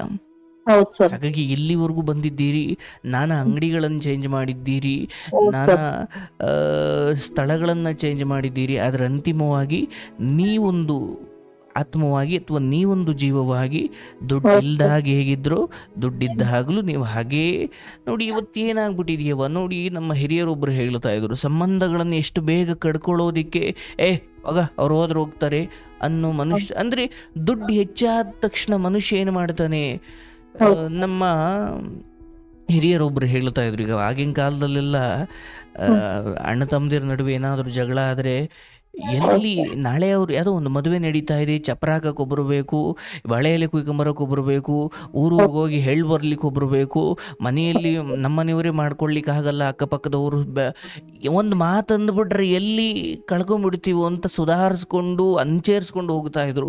ಇವತ್ತು ದುಡ್ಡು ಕೊಟ್ರೆ ಚಪ್ರ ಹಾಕೋರು 50 ಜನ ಬರ್ತಾರೆ, ಹೋಗಲೇ ನೀನು ಚಿಕ್ಕಪ್ಪ ನಾನು ನೀನು ಬೇಡವೇ ಬೇಡ ಹೋಗು ಅಂದರೆ ದುಡ್ಡು ಒಂದು ಕ್ಷಣ ಬೇಡವಾಗಲ್ಲೋ ಅನ್ನೋ ಮಟ್ಟಿಗೆ ಬಂದ್ಬಿಟ್ಟಿದೆ ಜಗತ್ತಿವತ್ತು. ಹೌದು ಸರ್, ಸಂಬಂಧಗಳೇ ಬೇಡ ಅಂತಾರೆ ಸರ್, ನೋಡ್ಬಿಟ್ಟಿದೀವಿ. ಸಂಬಂಧ ಏನಕ್ಕೆ, ಕಷ್ಟದಲ್ಲಿ ಸಂಬಂಧ ಯಾರು ಏನ್ ಬೇಕಾದ್ರೂ ಮಾಡಿಸ್ಕೊಳ್ಬಹುದು ಅವ್ರಿಗೆ ಹಾಕಿ. ಆದ್ರೆ ಆಗಿನ ಕಾಲದಲ್ಲಿ ಆಗಲ್ಲ. ಎಲ್ಲೊಂದು ಮಾತಂದ್ರೆ ಸಂಬಂಧ ಇದಾಗ್ಬಿಡುತ್ತೋ ಅಂತ ಸ್ವಲ್ಪ ಹಿಂದೆ ಮುಂದೆ ನೋಡ್ತಾ ಇದ್ರು. ಇಲ್ಲಿ ಬೇಡ ಕಣಪ್ಪ ಅಷ್ಟು ಬೇಗ ಅದನ್ನ ಕಡ್ಕೊಳ್ಳೋದು ಬೇಡ ಅಂತ. ಇವತ್ತು ಹಂಗಲ್ಲ. ಮಗಲಿ ನೀನೇ ಅವನಿ ಅಂದ್ರೆ ಒಂಚೂರು ಕೈ ದುಡ್ಡು ಆಡ್ತಿದೆ ಅಂದ ತಕ್ಷಣ ಚಿಕ್ಕಪ್ಪ ದೊಡ್ಡಪ್ಪ ಚಿಕ್ಕ ವಿಚಾರಕ್ಕೆಲ್ಲ ಕಡ್ಕೊಳ್ಳೋಕೆ ತಂದು ಮಕ್ಕಳೇ ಆ ಮಕ್ಕಳುಗಳ ಮನಸ್ಸಲ್ಲೇ ಆ ಮಟ್ಟಕ್ಕೆ ಬೆಳೆದ್ಬಿಟ್ಟಿದೆ. ಹೌದ್ ಸರ್, ನಾನು ಯಾವತ್ತೂ ಅವ್ರು ಎಷ್ಟೇ ಕೋಪ ಮಾಡ್ಕೊಂಡು ಅವಾಗ ನನ್ ಸಮಾಧಾನ ಇಲ್ಲ, ಹಿಂಗ್ ನಡ್ದೈತೆ, ಹಿಂಗೆ ಅವತ್ ಹಿಂಗ್ ಹೆಲ್ಪ್ ಮಾಡಿದಾರೆ, ಇಲ್ಲ ನೀನ್ ಹಂಗ ಹೋಗ್ಬಾರ್ದು, ನಿನ್ ಬೈದ್ರೆ ನಿನ್ಗೆ ಒಳ್ಳೇದಕ್ಕೆ ಅಂತೇಳಿ ಸಮಾಧಾನ ಮಾಡ್ಕೊಂಡ್ ಇಲ್ಲಿವರ್ಗುನು ಸ್ವಾಭಿಮಾನ ಕಳ್ಕೊಂಡು ಬದುಕಿಂತ ಅಲ್ಲ, ಬಟ್ ಚಿಕ್ಕ ವಿಚಾರಗಳಿಗೆ ಆ ಮಟ್ಟಕ್ಕೆ ಹೋಗೋದು ಬೇಡ. ತೀರಾ ದೊಡ್ಡ ಮಟ್ಟಕ್ಕೆ ಹೋಗ್ತು ಅಂದಾಗ ಅವ್ರ ಪಾಡಿಗೆ ಅವ್ರು ಇರಲಿ, ನಿಮ್ಮ ಪಾಡಿಗೆ ನೀವಿರಿ. ಬಟ್ ನಾನೀಗ ತಿಂಗಳಿಗೆ 1 ಲಕ್ಷ ಸಂಬಳ ಬರುತ್ತೆ, ಅಥವಾ ನಾನೀಗ ತಿಂಗಳಿಗೆ 10 ಲಕ್ಷ ದುಡಿತೀನಿ, ಅಥವಾ ನಂಗೆ ತುಂಬ ಹಣ ಇದೆ, ಜನ ಬೆಂಬಲ ಇದೆ ಅಂತ ನಿನ್ನ ಬೇರುಗಳನ್ನು ನೀನು ಕಟ್ ಮಾಡಿಕೊಳ್ಳಿಕ್ಕೆ ಹೋಗಬೇಡ. ಹಣ ನೋಡವಾ, ನಿನ್ನ ಬದುಕನ್ನೇ ತಗೋ. ಒಂದ್ಸಲಿ ಉನ್ನತಿ, ಒಂದ್ಸಲಿ ಅಧೋಗತಿ, ಒಂದ್ಸಲಿ ಉನ್ನತಿ, ಒಂದ್ಸಲಿ ಅಧೋಗತಿ. ಇದು ಕೊನೆನೇ ಇಲ್ಲ. ಇನ್ನೂ ಇವತ್ತಿಂದ ಹೀಗೆ ಇರುತ್ತೆ ಅಂತಲ್ಲ, ಮತ್ತೆಲ್ಲೋ ಬೀಳ್ತೀರಾ, ಮತ್ತೆಲ್ಲೋ ಮೇಲೆ ಹೇಳ್ತೀರಾ. ಯಶಸ್ಸು ಅಂದ್ರೆ ಬರೀ ಮೇಲ್ಮುಖವಾಗಿ ಯಶಸ್ಸನ್ನೇ ನೋಡ್ತಾ ಹೋಗೋದಲ್ಲ, ಗೆಲುವನ್ನೇ ನೋಡ್ತಾ ಹೋಗೋದಲ್ಲ. ಬಿದ್ದಾಗ ಎಷ್ಟು ಬೇಗ ಮತ್ತೆ ಎದ್ದು ನಿಂತೆ ಅನ್ನೋದು ಯಶಸ್ಸು. ಹೌದು, ಬರೀ ಅಂದ್ರೆ ಬರೀ ಉದ್ಧಾರನೇ ಮಾತ್ರ ಆದವರ ಉದಾಹರಣೆನೇ ಜಗತ್ತಲ್ಲಿಲ್ಲ. ಬಿದ್ದು ಎದ್ದವರ ಬದುಕು ನಮ್ಮ ಕಣ್ಣು ಮುಂದಿದೆ. ಹಾಗಾಗಿ ಇವತ್ತಿನ ಗೆಲುವು ಅಥವಾ ನಾಳೆ ಬರೋ ಸೋಲು, ಸೋಲಿನ ನಂತರ ಗೆಲುವು, ಗೆಲುವಿನ ನಂತರ ಸೋಲು, ಇದು ಸತ್ಯ. ಯಾವ ಗೆಲುವು ಶಾಶ್ವತವಲ್ಲ, ಯಾವ ಸೋಲು ಶಾಶ್ವತವಲ್ಲ. ಗೆಲುವು ಬಂದ ತಕ್ಷಣ ನನಗೆ ಯಾರು ಬೇಡ, ನಾನು ಒಬ್ಬನೇ ಬದುಕಬಲ್ಲೆ, ಇಲ್ಲ, ನಾಳೆ ದಿನ ಈ ಗೆಲುವು ನಿನ್ನ ಹತ್ರ ಇರಲ್ಲ, ಅದು ಚಂಚಲೆ ಅದು. ಹಾಗಾಗಿ ಮಗ, ಗೆಲುವು ಬರ್ಲಿ, ದಿಸಕ್ಕೆ 25 ಅಲ್ಲ 50,000 ಲಾಭ ಆಗ್ಲಿ, ಲಾಭ 50 ಅಲ್ಲ 50 ಕೋಟಿ ಪಡ್ಕೊಂಡ್ರು ಅದಕ್ಕಿದ್ರೆ ಆದ ಜವಾಬ್ದಾರಿ ಬೆನ್ನಿಗೆ ಅಂಟ್ಕೊಂಡು ಇದ್ದೇ ಇರ್ತವೆ. ಹೌದು ಸರ್. ನೀನು 5,000 ದುಡ್ದಾಗ್ಲೂ ಒಂದು ಬದುಕು, 50,000ದಾಗಲೂ ಒಂದು ಬದುಕು. ಆನೆಗೆ ಇರುವೆಗೆ ಅನ್ನೋ ಹಾಗೆ ನಾನು ಹಣ ಯಶಸ್ಸಿನಿಂದ ನನ್ನ ವ್ಯಕ್ತಿತ್ವ ಬದಲಾಗಲಿಕ್ಕೆ ಬಿಡಬಾರ್ದು. ನಾನು 50 ಲಕ್ಷ ದುಡಿಲಿ, ನಾನು ದೊಡ್ಡ ಸೆಲೆಬ್ರಿಟಿ ಆಗಲಿ, ನಾನು ಹಳ್ಳಿಗೆ ಹೋದಾಗ ಎಲ್ಲರ ಮುಂದೆ ಹೇಗೆ ತಲೆವಾಗಿ ಇದ್ದೆ ಹಾಗೇ ಇರಬೇಕು. ನಾನು ಬೆಂಗಳೂರಲ್ಲಿ ದೊಡ್ಡ ಇದು ಅಂದ್ಕೊಂಡು ನಿನ್ನ ಊರಲ್ಲಿ ಹೋಗಿ ನೀನು ಬದುಕಿದ್ದೇ ರೀತಿ ಬೇರೆ ರೀತಿ, ಈಗ ನೀನು ದುಡ್ಡು ಬಂದಾಗ ಬದಲಾದು ಭಗವಂತ ಕ್ಷಮಿಸೋದಿಲ್ಲ. ಹೌದ್ ಸರ್. ಇಲ್ಲ ಕೊಟ್ಟು ನೋಡ್ತಾನೆ. ಹೌದ್ ಸರ್. ಕೊಟ್ಟು ನೋಡ್ತಾನೆ. ನೀನು ಕೊಟ್ಟಿದ್ದಾನೆ ಅನ್ನೋದನ್ನೇ ನೀನು ಅಹಂಕಾರಕ್ಕೆ ಕಾರಣ ಮಾಡಿಕೊಂಡ್ರೆ ನೀನು ಮತ್ತೆಂದೂ ಎದ್ದೇಳಲಾಗದಷ್ಟು ದೊಡ್ಡ ಪ್ರಪಾತಕ್ಕೆ ಬೀಳ್ತೀಯ. ಹಾಗಾಗಿ ಮಗ, ಅಕಸ್ಮಾತ್ ಲಾಭ ಆಯ್ತಾ ಅದೂ ಶಾಶ್ವತವಲ್ಲ. ಲಾಭ ಆದಾಗ ನಿನ್ನ ಮೈಮೇಲಿನ ಬಟ್ಟೆಗಳು ಮೊದಲಿಗಿಂತ ಇನ್ನೂ ಅದ್ಭುತವಾಗಲಿಕ್ಕೆ ಬಿಡಬೇಡ. ನೀನು ಸರಳವಾಗಿ ಇರಬೇಕು. ಹೌದು ಸರ್. ಬಾಯಲ್ಲಿ ಬರೋ ಮಾತುಗಳಿದ್ದಾವಲ್ಲ, ನಷ್ಟ ಇದ್ದಾಗಲೂ ಅಷ್ಟೇ ವಿನಯವಂತವಾಗಿ ಮಾತಾಡಬೇಕು. ಲಾಭ ಬಂದಾಗಲೂ ಅದೇ ವಿನಯವಂತಿಕೆ ಇರಬೇಕು ಮಗ. ಅದು ಲಾಭದ ಮೇಲೆ ನಮ್ಮ ವ್ಯಕ್ತಿತ್ವ, ಅಂದರೆ ಲಾಭ ಮತ್ತು ನಮ್ಮ ಮಾತಿದೆಯಲ್ಲ, ಅದು ನಷ್ಟ ಕಾಲದಲ್ಲೂ ಲಾಭ ಕಾಲದಲ್ಲೂ ಒಂದೇ ಇರಬೇಕು. ಯಾಕಂದ್ರೆ ಭಗವಂತ ನೋಡೋದು ನಿನ್ನ ವ್ಯಕ್ತಿತ್ವವನ್ನೇ ಹೊರತು ನಿನ್ನ ಜೇಬಲ್ಲಿ ಎಷ್ಟು ದುಡ್ಡಿದೆ ಅನ್ನೋದಲ್ಲ. ಜನ ನೋಡ್ತಾರೆ, ಇವನ್ ಜೇಬಲ್ಲಿ ಎಷ್ಟು ದುಡ್ಡ ಇದೆ, ಇವನ್ ಕತ್ತಲ್ಲಿ ಎಂತ ಚೈನ್ ಇದಾವೆ, ಜನ ನೋಡ್ಬಹುದು. ಆದ್ರೆ ಜನಾರ್ದನ ನೋಡೋದು ಬೇರೆ. ಹೌದು ಸರ್. ಜನರ ಕಣ್ಣಿಗೆ ನೀನು ಶ್ರೀಮಂತನಾಗಿ ಕಂಡ ತಕ್ಷಣ ನಿನಗೆ ಗೊತ್ತಿಲ್ಲದವರೆಲ್ಲ ನಿನಗೆ ಸಂಬಂಧಿಕರಾಗ್ತಾರೆ. ಆದರೆ ಜನಾರ್ದನನ ದೃಷ್ಟಿಯಲ್ಲಿ ನಿನ್ನ ಅಂತ ಹರಿಶ್ಚಂದ್ರನನ್ನು ಬಿಡಲಿಲ್ಲ, ಶ್ರೀರಾಮಚಂದ್ರನನ್ನು ಬಿಡಲಿಲ್ಲ, ಕೃಷ್ಣ ದೇವಾನುದೇವತೆಗಳಿಗೂ ಕಷ್ಟ ಬಂತು. ಅವ್ರು ಯಾಕೆ ನಮ್ಮ ಮುಂದೆ ಹಾಗೆ ಬದುಕೋದ್ರು, ದೇವರಾಗಿದ್ದು ಯಾಕೆ ಕಷ್ಟ ಅನುಭವಿಸಿದ್ರು ಅಂದರೆ ಅವ್ರು ಹೇಳ್ತಿದ್ದಾರೆ, ದೇವಾನುದೇವತೆಗಳಿಗೂ ಕಷ್ಟ ತಪ್ಪಿದ್ದಲ್ರಪ್ಪ, ಮತ್ತೆ ಯಕಶ್ಚಿತ್ ಒಬ್ಬ ಮನುಷ್ಯನಾಗಿ ಯಾಕೆ ಬರೀ ಸುಖವನ್ನೇ ನೀನು ಕನಸು ಕಾಣ್ತಿದ್ದೀ, ಎಲ್ಲದಕ್ಕೂ ತಯಾರಾಗಿರು. ಯಾಕಂದ್ರೆ ನಾನೊಬ್ಬ ರಾಮ, ನಾನು ಹೆಂಡತಿ ಕಳ್ಕೊಂಡು ಎಷ್ಟು ಅನುಭವಿಸಿದೆ, ನಾನೊಬ್ಬ ಕೃಷ್ಣ ಕಳ್ಳತನ ಶಮಂತಕ ಮಣಿಯನ್ನು ಕದ್ದಿದ್ದೀನಿ ಅಂತ ನನ್ನನ್ನೇ ಕಳ್ಳನಾಗ ನೋಡಿದ್ರು, ನಾನೊಬ್ಬ ರಾಜ ಹರಿಶ್ಚಂದ್ರ, ನಾನು ಹೆಂಡತಿ ಮಕ್ಕಳನ್ನೆಲ್ಲ ಮಾರಬೇಕಾಗ ಬಂತು. ಅವರೆಲ್ಲರ ಕಥೆಗಳು ನಮಗೇನು ಹೇಳ್ತಿದ್ದಾವೆ, ದೇವತೆಗಳೂ ಮನುಷ್ಯ ರೂಪವನ್ನು ತೊಟ್ಟು ಬಂದರೂ ಅವ್ರಿಗೆ ಕಷ್ಟ ತಪ್ಪಲಿಲ್ಲ, ಇನ್ನು ನಂದು ಯಾವುದಪ್ಪ. ಹಾಗಾಗಿ ನಾನು ಬರೀ ಲಾಭದಲ್ಲೇ ಇರಬೇಕು ಅಂತ ಆಸೆ ಪಡಬೇಡ. ನಿನ್ನ ಪ್ರಯತ್ನ ನೀನು ಮಾಡು, ನೀನು ನಿಯತ್ತಾಗಿರು, ನಿನ್ನ ಕಡೆಯಿಂದ ನೀನು ಪ್ರಾಮಾಣಿಕನಾಗಿರು, ಇನ್ನೊಬ್ಬರದಕ್ಕೆ ಆಸೆ ಪಡಬೇಡ. ಆದರೆ ನಿನಗೆ ಅದನ್ನು ಮೀರಿಯೂ ದುಃಖ ಕಷ್ಟಗಳು ಬಂತ, ನಷ್ಟಗಳು ಬಂತ, ಅದೂ ಕೂಡ ಶಾಶ್ವತವಲ್ಲ ಅಂತ. ಒಂದು ದಿವಸ ದೊಡ್ಡ ಅರಮನೆಯಲ್ಲಿ ಮಲಗೋ ಯೋಗ ಬಂತ, ಮಲಗು. ಒಂದು ದಿವಸ ಗುಡಿಸ್ಲಲ್ಲಿ ಮಲಗೋ ಕಷ್ಟ ಬಂತ, ಮಲಗು. ಆದರೆ ಜಗತ್ತಾಡ್ಕೊಳ್ಳುತ್ತೆ ಅಂದುಕೊಂಡು ಸಾಯೋ ಮಟ್ಟಕ್ಕೆ ಹೋಗಬೇಡ. ಇದನ್ನ ನಿಮ್ಮ ಬದುಕನ್ನು ನೋಡಿ ನಾವು ಕಲಿಬೇಕು. ಅದ್ಭುತ. ನಿನ್ನ ಮಕ್ಕಳು ನಿನ್ಗೆ ವರವಾಗಲಿ ತಾಯಿ. ಎಷ್ಟೊಂದು ದುಃಖ ಮಾಡಿಕೊಂಡು ಬಂದಿದ್ದೀರಾ. ನಿಮ್ಮ ಯಜಮಾನರು ನಿಮಗೆ ನಿಂತಿದ್ದು, ಪರಸ್ಪರ ನಿಮ್ಮ ದಾಂಪತ್ಯವೇ ಅದ್ಭುತ. ನಿಮ್ಗೆ ಒಳ್ಳೇದಾಗಲು ಬಹಳ ಸಂತೋಷ ಆಯಿತು. ನನ್ನ 2 ಮಾತು ನಿಮ್ಮ ಮಕ್ಕಳಿಗೆ, ಈ ತಂದೆ ತಾಯಿ ಎಲ್ಲ ಊರಿನವರ ಅವಮಾನ, ಸ್ವಜನರೇ ತಮ್ಮ ಜನರೇ ತಮಗೆ ಮಾಡಿದ ಒಂದಷ್ಟು ನಂಬಿಕೆ ದ್ರೋಹಗಳಂತೆ ಕಂಡರೂ, ಅಷ್ಟೇನು ಉದ್ದೇಶಪೂರ್ವಕವಲ್ಲದೆ ಹೋದರೂ ಎಲ್ಲ ನಷ್ಟಗಳನ್ನು ಸಹಿಸಿ ನಿಮ್ಮನ್ನು ಕಾಪಾಡಿಕೊಂಡು ಬಂದಿದ್ದಾರೆ. ಈ ಸಮಯದಲ್ಲಿ ನಿಮ್ಮ ತಾಯಿ ತಂದೆಯವರು ತಲೆಬಾಗಿಸುವಂಥ, ತಲೆ ತಗ್ಗಿಸುವಂಥ ಯಾವ ಕೆಲಸವನ್ನು ಮಾಡದೆ, ಇವರಿಗೆ ನೀವೇನೋ ಮೈ ತುಂಬ ಚಿನ್ನ ಮಾಡಿಸೋದು ಬೇಡ. ಅವ್ರ ಕಡೆಯವರೆಗೂ ಅವ್ರಿಗೆ ಪ್ರೀತಿ ಕೊಟ್ಟುಕೊಂಡು ಅವ್ರು ಹಾಕೊಟ್ಟಿರೋ ಅಂಗಡಿನೋ ಆ ದಾರಿನೋ ಅದನ್ನ ಕಾಪಾಡ್ಕೊಂಡು ಹೋದ್ರೆ ಅಷ್ಟೇ ಸಾಕು. ಹೌದು ಸರ್. ಈಗ ಅಷ್ಟು ಬಾಧೆ ಇದ್ರು, ಅಷ್ಟು ಕಷ್ಟ ಕೊಟ್ರು, ನಮ್ಮ ಅತ್ತೆ ಮಾವನ್ನು ಚೆನ್ನಾಗಿ ನೋಡ್ಕೊಂತಾ ಇದೀವಿ, ನಮ್ಮ ನಾದ್ನಿಗಳನ್ನು ಚೆನ್ನಾಗಿ ನೋಡ್ಕೊಂತಾ ಇದೀವಿ. ಆ ನಾದ್ನಿ ಮಗಳಿಗೆ ಮೊನ್ನೆ ಮದ್ವೆ ಆಯ್ತು ಸರ್. 30,000 ಕೊಟ್ಟು ನಮ್ ಕೈಲಾದ ಮಾತ್ರ ನಾವು ಕೊಟ್ಟು ಮದ್ವೆ ಎಲ್ಲ ಮುಗಿಸಿ ಬಂದಿದೀವಿ. ಮತ್ತೆ ನನ್ನ ಮಕ್ಕಳಿಗೆ ನಿಮ್ಮ ಕಡೆಯಿಂದ ಮೆಸೇಜ್ ಬಿಟ್ಕೊಡ್ಬೇಡವ. ಅವ್ರ ಆ ಕಾಲದಲ್ಲಿ ಏನ್ ಮಾಡಿದ್ರು ಇಲ್ಲಲ್ದಿರ ಮುಂದೆ ಆದ್ರೂ ಅವ್ರು ಅನುಭವಿಸ್ಲೇಬೇಕು. ಮರ್ತಿದ್ದೀನಿ ಸರ್, ನಾನು ಮರ್ತು ಮರಿಯಲ್ವ? ಅರ್ಥ ಆಯ್ತಲ್ಲ? ಕರ್ಮ ಮರಿಯಲ್ಲ. ಹೌದು ಸರ್. ಯಾರ್ಯಾರು ಹೇಗೆ ನಡ್ಕೊಂಡ್ರು ನಿನ್ನ ಒಳ್ಳೆತನಕ್ಕೆ ನೀನು ಹೀಗೆ ಸ್ಪಂದಿಸ್ತಾ ಇರಬಹುದು. ಆದ್ರೆ ಬೆಂಕಿ ಕಡ್ಡಿಯನ್ನ ಗೀರಿ ಒಬ್ಬರ ಬಟ್ಟೆಯನ್ನ ಸುಟ್ಟವನು ಅವನು ಒಂದು ದಿವಸ ಸುಟ್ಟು ಹೋಗ್ಲೇಬೇಕು. ಹೌದು ಸರ್. ಅದು ಗೊತ್ತಿದ್ದು ಗೀರಿನೋ ಗೊತ್ತಿಲ್ಲದೆ ಗೀರಿನೋ ಅದು ಮುಖ್ಯವಾಗುವುದಿಲ್ಲ. ಉದ್ದೇಶಪೂರ್ವಕವಾಗಿ ಒಬ್ಬರ ಹೃದಯಕ್ಕೆ, ಒಬ್ಬರ ದಾಂಪತ್ಯಕ್ಕೆ, ಒಬ್ಬರ ಬದುಕಿಗೆ, ಒಬ್ಬರ ನೆಮ್ಮದಿಗೆ ಬೆಂಕಿ ಹಚ್ಚಿದವರು ಅವರು ಒಂದು ದಿವಸ ಸುಟ್ಟು ಹೋಗಲೇಬೇಕು. ಅದನ್ನು ನೀನು ತಪ್ಪಿಸೋಕ್ಕಾಗಲ್ಲ. ನಿನ್ನ ಕರ್ತವ್ಯ ನೀನು ನೋಡ್ಕೊ, ನಿನ್ನ ಧರ್ಮ ಸೊಸೆಯಾಗಿ ನಿನ್ನ ಧರ್ಮ ನೀನು ಮಾಡವ್ವ. ಈ ಸಮಯದಲ್ಲೂ ನಿನ್ನ ದೊಡ್ಡತನ ಹಳೇದನ್ನ ಯಾವುದು ನೆನಪಿಟ್ಟುಕೊಳ್ಳದ ಹಾಗೆ ಅವರಿಗೂ ಕೇಡು ಬಯಸಿದವರಿಗೂ ನೀನು ಒಳಿತನ್ನೇ ಬಯಸ್ತಾ ಇದೀಯ. ಅದು ನಿನ್ನ ಮಕ್ಕಳನ್ನೂ ಕಾಪಾಡುತ್ತೆ, ಎಲ್ಲೂ ಕೈ ಬಿಡಲ್ಲ ಅದು. ಹೌದು ಸರ್. ನಿಮ್ ಕಡೆಯಿಂದ ನನ್ ಮಕ್ಳಿಗೆ ಒಂದು ಮೆಸೇಜ್ ಸರ್, ಮುಂದೆ ಚೆನ್ನಾಗ್ ಬದುಕ್ಬೇಕು ಅಂತ ಅಷ್ಟೇ ಸರ್. ಹೇಳುದ್ನಲ್ಲವ, ನೀವೇನು ಇಷ್ಟೊಂದು ತ್ಯಾಗ ಮಾಡಿ ಹೊಟ್ಟೆ ಬಟ್ಟೆ ಕಟ್ಟಿ ಬದುಕನ್ನ ಕಟ್ಟಿಕೊಂಡು ಇಲ್ಲಿವರೆಗೂ ಬಂದು ನಿಂತಿದ್ದೀರಾ. ಎಲ್ಲ ಸೋಲು ಗೆಲುವು ಲಾಭ ನಷ್ಟ ಎಲ್ಲವನ್ನ ಮೀರಿ ದಂಪತಿಗಳು ಹೇಗಿರ್ಬೇಕು ಅನ್ನೋದಕ್ಕೆ ನೀವು ಉದಾಹರಣೆ. ಮತ್ತೆ ಒಂದು ಹೆಣ್ಣು ತನ್ನ ಗಂಡ ಸ್ವಲ್ಪ ಪೆದ್ದನಾದ್ರೂ ಹೆಣ್ಣು ಮನಸ್ಸು ಮಾಡಿದ್ರೆ ಹೇಗೆ ಬದುಕನ್ನು ಕಟ್ಟಿಕೊಳ್ಬಹುದು ಅನ್ನೋದಕ್ಕೆ ನೀನು ಉದಾಹರಣೆ. ಸ್ವಜನರೇ, ತನ್ನ ಮನೆಯವರೇ, ಯಾರು ನನ್ನನ್ನ ಅಪ್ಪನ ಮನೆಯಿಂದ ಕರ್ಕೊಂಡು ಮದುವೆ ಆಗಿ ಬಂದು ಇಲ್ಲಿ ನನ್ನನ್ನು ಮಗಳಾಗಿ ನೋಡಬೇಕಾದವರೇ ವಿಷ ಹಾಕ್ಲಿಕ್ಕೆ ಅಥವಾ ವಿಷ ಬುದ್ಧಿಯಿಂದ ಇದ್ದಾಗ ಅಥವಾ ವಿಷದ ಬುದ್ಧಿಯನ್ನು ತೋರಿಸಿದಾಗ ಅವರನ್ನೂ ನೀನು ದೂಷಿಸದೆ, ಅವರನ್ನೂ ನೀನು ಆರೋಪಿಸದೆ ಎಲ್ಲವನ್ನ ಅವರಿಗೆ ಬಿಟ್ಟುಕೊಟ್ಟು, ಅದು ಅಂಗಡಿಯಿಂದ ಹಿಡಿದು ಎಲ್ಲ ವಿಚಾರಗಳನ್ನು ಅವರಿಗೆ ಬಿಟ್ಟುಕೊಟ್ಟು ಬರಿಗೈಯಲ್ಲಿ ನೀನು ಬೇರೊಂದು ನಗರಕ್ಕೆ ಬಂದು ನಿನ್ನ ಬದುಕನ್ನು ಕಟ್ಟಿಕೊಂಡ ರೀತಿ, ನಿನ್ನ ಮಕ್ಕಳು ಹೊರಗಡೆ ಯಾರೋ ಹೀರೋಗಳನ್ನ ಉದಾಹರಣೆಯಾಗಿ ತಗೊಳ್ಳೋದು ಬೇಡ, ನೀನೇ ಉದ್ಭುತ ಉದಾಹರಣೆ.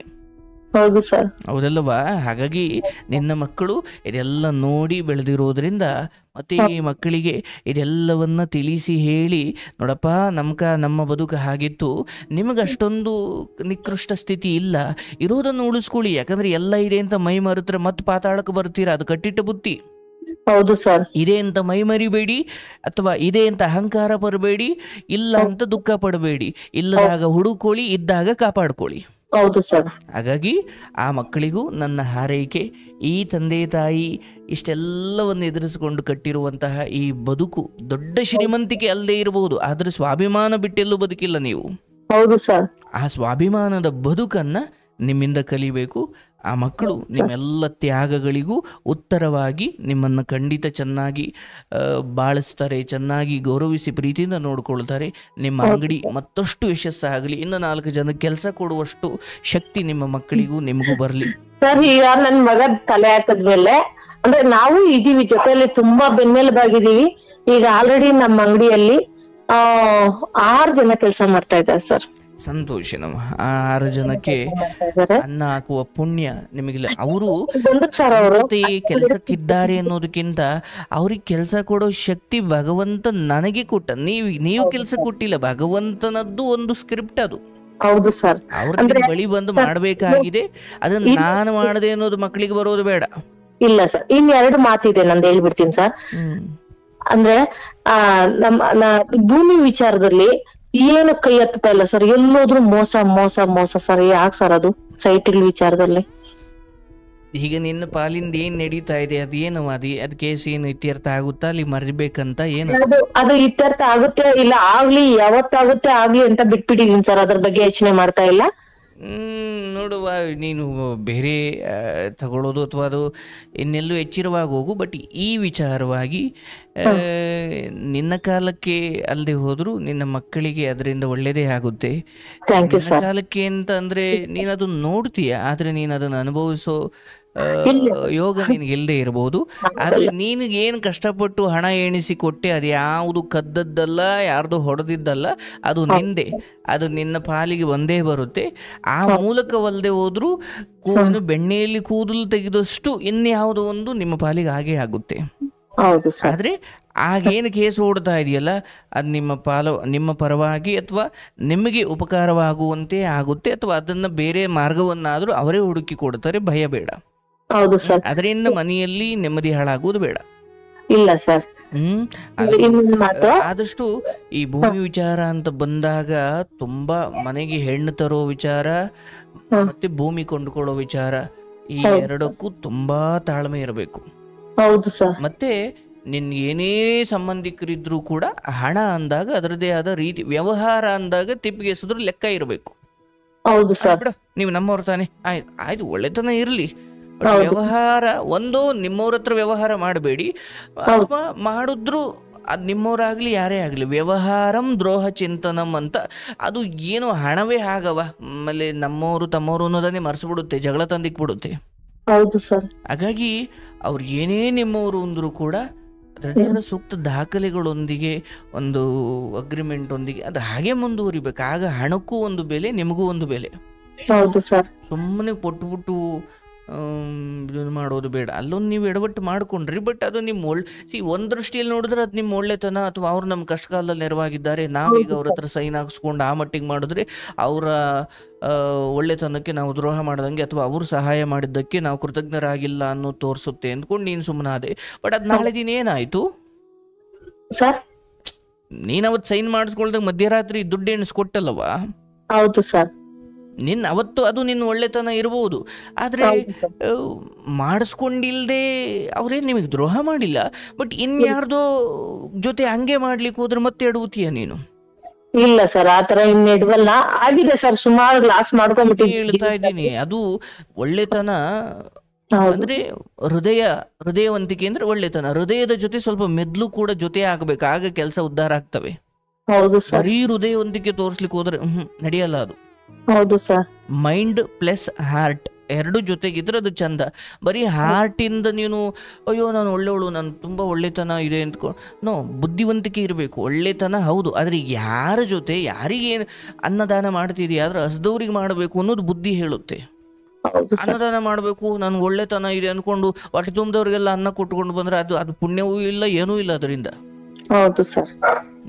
ಹಾಗಾಗಿ ನಿಮ್ಮ ಮಕ್ಕಳು ಈ ಮುಂದೆ ಆಸ್ತಿ ಇಂಥದ್ದೇನೋ ವಿಚಾರಕ್ಕೆ ಹೋದಾಗ ಅವರಿಗೆ ನೀವು ತಿಳುವಳಿಕೆ ಹೇಳಬೇಕು. ನೋಡ್ರಪ್ಪ, ಇಲ್ಲಿ ಹಣ, ಹೆಣ್ಣು, ಹೊನ್ನು, ಮಣ್ಣು ಈ ಮೂರು ವಿಚಾರದಲ್ಲಿ ಯಾರನ್ನೂ ನಂಬಂಗಿಲ್ಲ ನೀವು. ಹೌದು ಸರ್. ನಿಮ್ ಬುದ್ಧಿ ನಿಮ್ ಕೈಲಿ ಇರಬೇಕು. ಹೌದು ಸರ್. ನಿಷ್ಠೂರ ಆದ್ರೂ ಪರವಾಗಿಲ್ಲ, ಕೆಲವೊಂದು ವಿಚಾರದಲ್ಲಿ ಕಡ್ಡಿ ತುಂಡಾದಂಗಿರ್ಬೇಕು. ಹೌದು ಸರ್. ಆಮೇಲೆ ನೀವು ಬೇಕಾದ್ರೆ ವ್ಯವಹಾರಗಳು ಚೆನ್ನಾಗಿದ್ರೆ ಸಂಬಂಧವೂ ಚೆನ್ನಾಗಿರ್ತವೆ. ಬಟ್ ವ್ಯವಹಾರದ ಕಾರಣಕ್ಕೆ ಸಂಬಂಧಗಳಿಗೆ ಹಾಳಾಗ್ತಾವಲ್ಲ. ಹೌದು ಸರ್. ಅದ್ ನಿನ್ ಬದುಕಿ ಉದಾಹರಣೆ. ಹೌದು ಸರ್. ಈಗೇನೋ ಮದ್ವೆ ಕರೆದಿದ್ರು ಹೋದೆ, ಎಲ್ಲ ಸರಿ ಹೋಯ್ತು ಫೈನ್, ಬಟ್ ಕೆಲವೊಂದು ರಕ್ತಪಾತ ಆಗೋ ಮತ್ತೆ ಕರ್ಕೊಂಡು ಹೋಗ್ಬಿಡ್ತಾವೆ. ಹೌದು ಸರ್. ಹೌದು ಸರ್. ಹಂಗಾಗೋದು ಬೇಡ. ಆಯ್ತವ, ಒಳ್ಳೇದಾಗ್ಲಿ. ಆ ಜಮೀನಿನ ವಿಚಾರವು ಏನ್ ನಿಮ್ ಕೈ ಬಿಟ್ಟು ಹೋಗಲ್ಲ, ಸ್ವಲ್ಪ ಸತಾಯಿಸುತ್ತೆ. ಯಾಕೆ ಸತಾಯಿಸುತ್ತೆ ಅಂದ್ರೆ, ನೀವು ಇದನ್ನ ಕೈಗೆತ್ಕೊಳ್ಳೋ ಸಮಯದಲ್ಲಿ ಲಕ್ಷ್ಮಿಯನ್ನ ಯಾವಾಗಾದ್ರೂ ಅಷ್ಟೇ, ಯಾರಿಗಾದ್ರೂ ಕೊಡ್ಬೇಕಾದ್ರೂ ಅಷ್ಟೇ, ಮಧ್ಯರಾತ್ರಿಯೋ ಮಂಗಳವಾರವೋ ಶುಕ್ರವಾರವೋ ಕೊಡಿ. ಆದ್ರೆ ಅದಕ್ಕೊಂದು ಹೇಗೆ ಅದನ್ನ ಸಂಪಾದಿಸ್ಲಿಕ್ಕೆ ಕಷ್ಟಪಟ್ಟರು ಕೊಡ್ಬೇಕಾದ್ರೆ ಬಹಳ ಸುಲಭವಾಗಲ್ಲ. ಅದನ್ನ ಬಹಳ ಯೋಗ್ಯ ರೀತಿಯಲ್ಲಿ ಕೊಡಬೇಕು. ಅದ ಒಂದು ಯಾಕಂದ್ರೆ ಲಕ್ಷ್ಮಿ ನಿಮ್ಮಿಂದ ಜಾರಬೇಕಾದ್ರೆ ಅದು ನಿಮಗೆ ಬಂದಿರೋದು ನಿಮ್ಮನ್ನು ಉದ್ಧಾರ ಮಾಡಲಿಕ್ಕೆ. ಅದನ್ನು ಇನ್ನೊಬ್ರಿಗೆ ಕೈಗೆತ್ತಿ ಕೊಡ್ಬೇಕು. ಅವ್ರು ನಿಮಗೆ ಆಸ್ತಿ ಕೊಡ್ತಾರೆ, ನೀವು ಅವ್ರಿಗೆ ದುಡ್ಡು ಕೊಡ್ತೀರ, ಫೈನ್, ಇದೇ ಮಾತುಕತೆ. ಆದರೆ ಕೊಡುವ ಸಮಯದಲ್ಲಿ ಅವ್ರ ಬಾಯಾರೆ ಹೇಳಿದ್ರು ಒಂದು ಅಗ್ರಿಮೆಂಟ್ ಆಡಿಸ್ಕೊಳ್ಳಿ ಅಥವಾ ಇನ್ನೇನು. ಮತ್ತೆ ಕಡಗ ಕೊಡಬೇಕಾದ್ರೂ ಅಷ್ಟೇ, ಎಷ್ಟು ಅಜಾಗರೂಕತೆಯಿಂದ ನಡ್ಕೊಂಡ್ರಿ. ಹೌದು ಸರ್. ಹೌದು ಸರ್. ಇವುಗಳನ್ನ ತಿದ್ದುಕೊಳ್ಳದೆ ಹೋದ್ರೆ ಬದುಕಲ್ಲಿ ಎಷ್ಟೊಂದು ಬೆವರು ಸೂರ್ಸಿ ಏನನ್ನೋ ಮಾಡಿದ್ದೀರಾ, ಅದನ್ನ ಉಳಿಸ್ಕೊಂಡು ಮುಂದಿನ ಜನರೇಷನ್ಗೆ ತಲುಪಿಸೋದು ನಿಮ್ ಜವಾಬ್ದಾರಿ ಆಗ್ಬೇಕವ. ಅಲ್ಲಿ ದುಡಿಯೋದು ಇಲ್ಲಿ ಕಳಿಯೋದು ಅಂದ್ರೆ, ಈಗ ಕೂಡ್ಕೊಂಡು ಬಂದು ಅವತ್ತಿನ ದುಡಿಮೆ ಅವತ್ತು ಹಾಳು ಮಾಡೋ ಕುಡುಕರು ಮತ್ತೆ ನಿಮ್ಗೂ ಏನ್ ವ್ಯತ್ಯಾಸ ಬಂತು? ಅವ್ರು ಕೂಡ್ದ ಹಾಳು ಮಾಡಿದ್ರು, ನೀವು ಮೈ ಮರೆತು ಹಾಳು ಮಾಡಿದ್ರಿ. ಹಾಗಾಗಿ ಅದು ಒಳ್ಳೇದಲ್ಲ. ಆ ವಿಚಾರದಲ್ಲಿ ಮನೆ ಮಕ್ಕಳುಗಳಿಗೆ ಹಿರಿಯರಾಗ ನೀವು ಉದಾಹರಣೆ ಆಗಬೇಕು. ಈ ಕಥೆಗಳನ್ನೆಲ್ಲ ಕೇಳಿದಾಗ ಅಯ್ಯೋ ನಮ್ಮ ಅಪ್ಪ ಅಮ್ಮನೇ ಅಷ್ಟೊಂದು ಯಾಮಾರಿದ್ದಾರೆ, ನಾವಿನ್ನೇನು ಬಿಡು ಅಂದ್ಕೊಳ್ಳೋದು ಬೇಡ. ನೋಡ್ರಪ್ಪ, ನಾವಂತೂ ಹಿಂಗ್ ಮಾಡ್ಕೊಂಡು ನೀವು ಆ ರೀತಿ ಮಾಡ್ಕೊಳ್ಬಾರ್ದು ಅಂತ ನೀವು ಅವ್ರಿಗೆ ಹೇಳ್ತೀವಿ. ಒಳ್ಳೇದಾಗ್ಲಿ. ಬಹಳ ಸಂತೋಷ ನಿಮ್ ಜೊತೆ ಬಹಳ ಸಮಯ ಮಾತಾಡಿದ್, ನನಗೂ ಬಹಳ ಖುಷಿ. ನೀವು ಎಷ್ಟು ಆಶೀರ್ವದಿಸಿದ್ರಿ, ನನಗೆ ಬಹಳ ಸಂತೋಷ. ತುಂಬಾ ಖುಷಿ ಆಯ್ತು ಸರ್ ಇವತ್ತು. ಸಾಕು ಸರ್, ಇನ್ನು ನನ್ಗೆ ಜನ್ಮ ಇರೋವರೆಗೂ ನೆನ್ಪಿರತ್ತೆ ಸರ್ ನಿಮ್ ಜೊತೆ ಮಾತಾಡಿರೋದು. ನನ್ ಜನ್ಮ, ನನ್ನ ಉಸಿರಿರೋವರೆಗೂನು ನನಗೆ ನೆನ್ಪಿರುತ್ತೆ. ಸಾಕು. ನೀನೊಂದು ಆತ್ಮವಾಗಿ ನೀವು ಈ ಜ್ಞಾನವನ್ನ ಆ ಮಟ್ಟಿಗೆ ಬಯಸೋದಾದ್ರೆ ಈ ಜನ್ಮ ಅಲ್ಲ, ಮುಂದಿನ ಎಷ್ಟು ಜನ್ಮ ಆದ್ರೂ ಗೊತ್ತಿಲ್ದೋ ಜನ್ಮದ ಶುರುವಿನಲ್ಲಿ ಅಥವಾ ಕೊನೆಯ ಜನ್ಮದ ಅಂತ್ಯದಲ್ಲಿ ನೀವು ನಮ್ಮ ಸಂಪರ್ಕಕ್ಕೆ ಬಂದೇ ಬರ್ತೀರಾ. ಹಾಗೆ ಆತ್ಮ ಬಂಧನ ಅನ್ನೋದಿದೆಯಲ್ಲ, ಅಥವಾ ಆತ್ಮಗಳ ಜೊತೆ ಸೇರೋದು ಅಂತ ಇದೆಯಲ್ಲ, ಅದರ ಕುರಿತಾಗಿ ನಮಗೊಂದು ಉತ್ಕಟವಾದ ಎಲ್ಲಪ್ಪ ಈಗ ಆಯಿತು ಸಂಸಾರದೆಲ್ಲ ಮುಗೀತು, ನನಗಿದು ಏನೋ ನೆಮ್ಮದಿಗೆ ಇದೇನೋ ನಡೀತಾ ಇದೆ ಈ ಜಗತ್ತಲ್ಲಿ, ಈ ಸುಖ ದುಡ್ಡು ಸಂಬಂಧ ಇದು ಮೀರಿ ಇನ್ನೇನೋ ಇದೆ, ನನಗೆ ಅದು ಬೇಕು ಅಂತ ನೀನು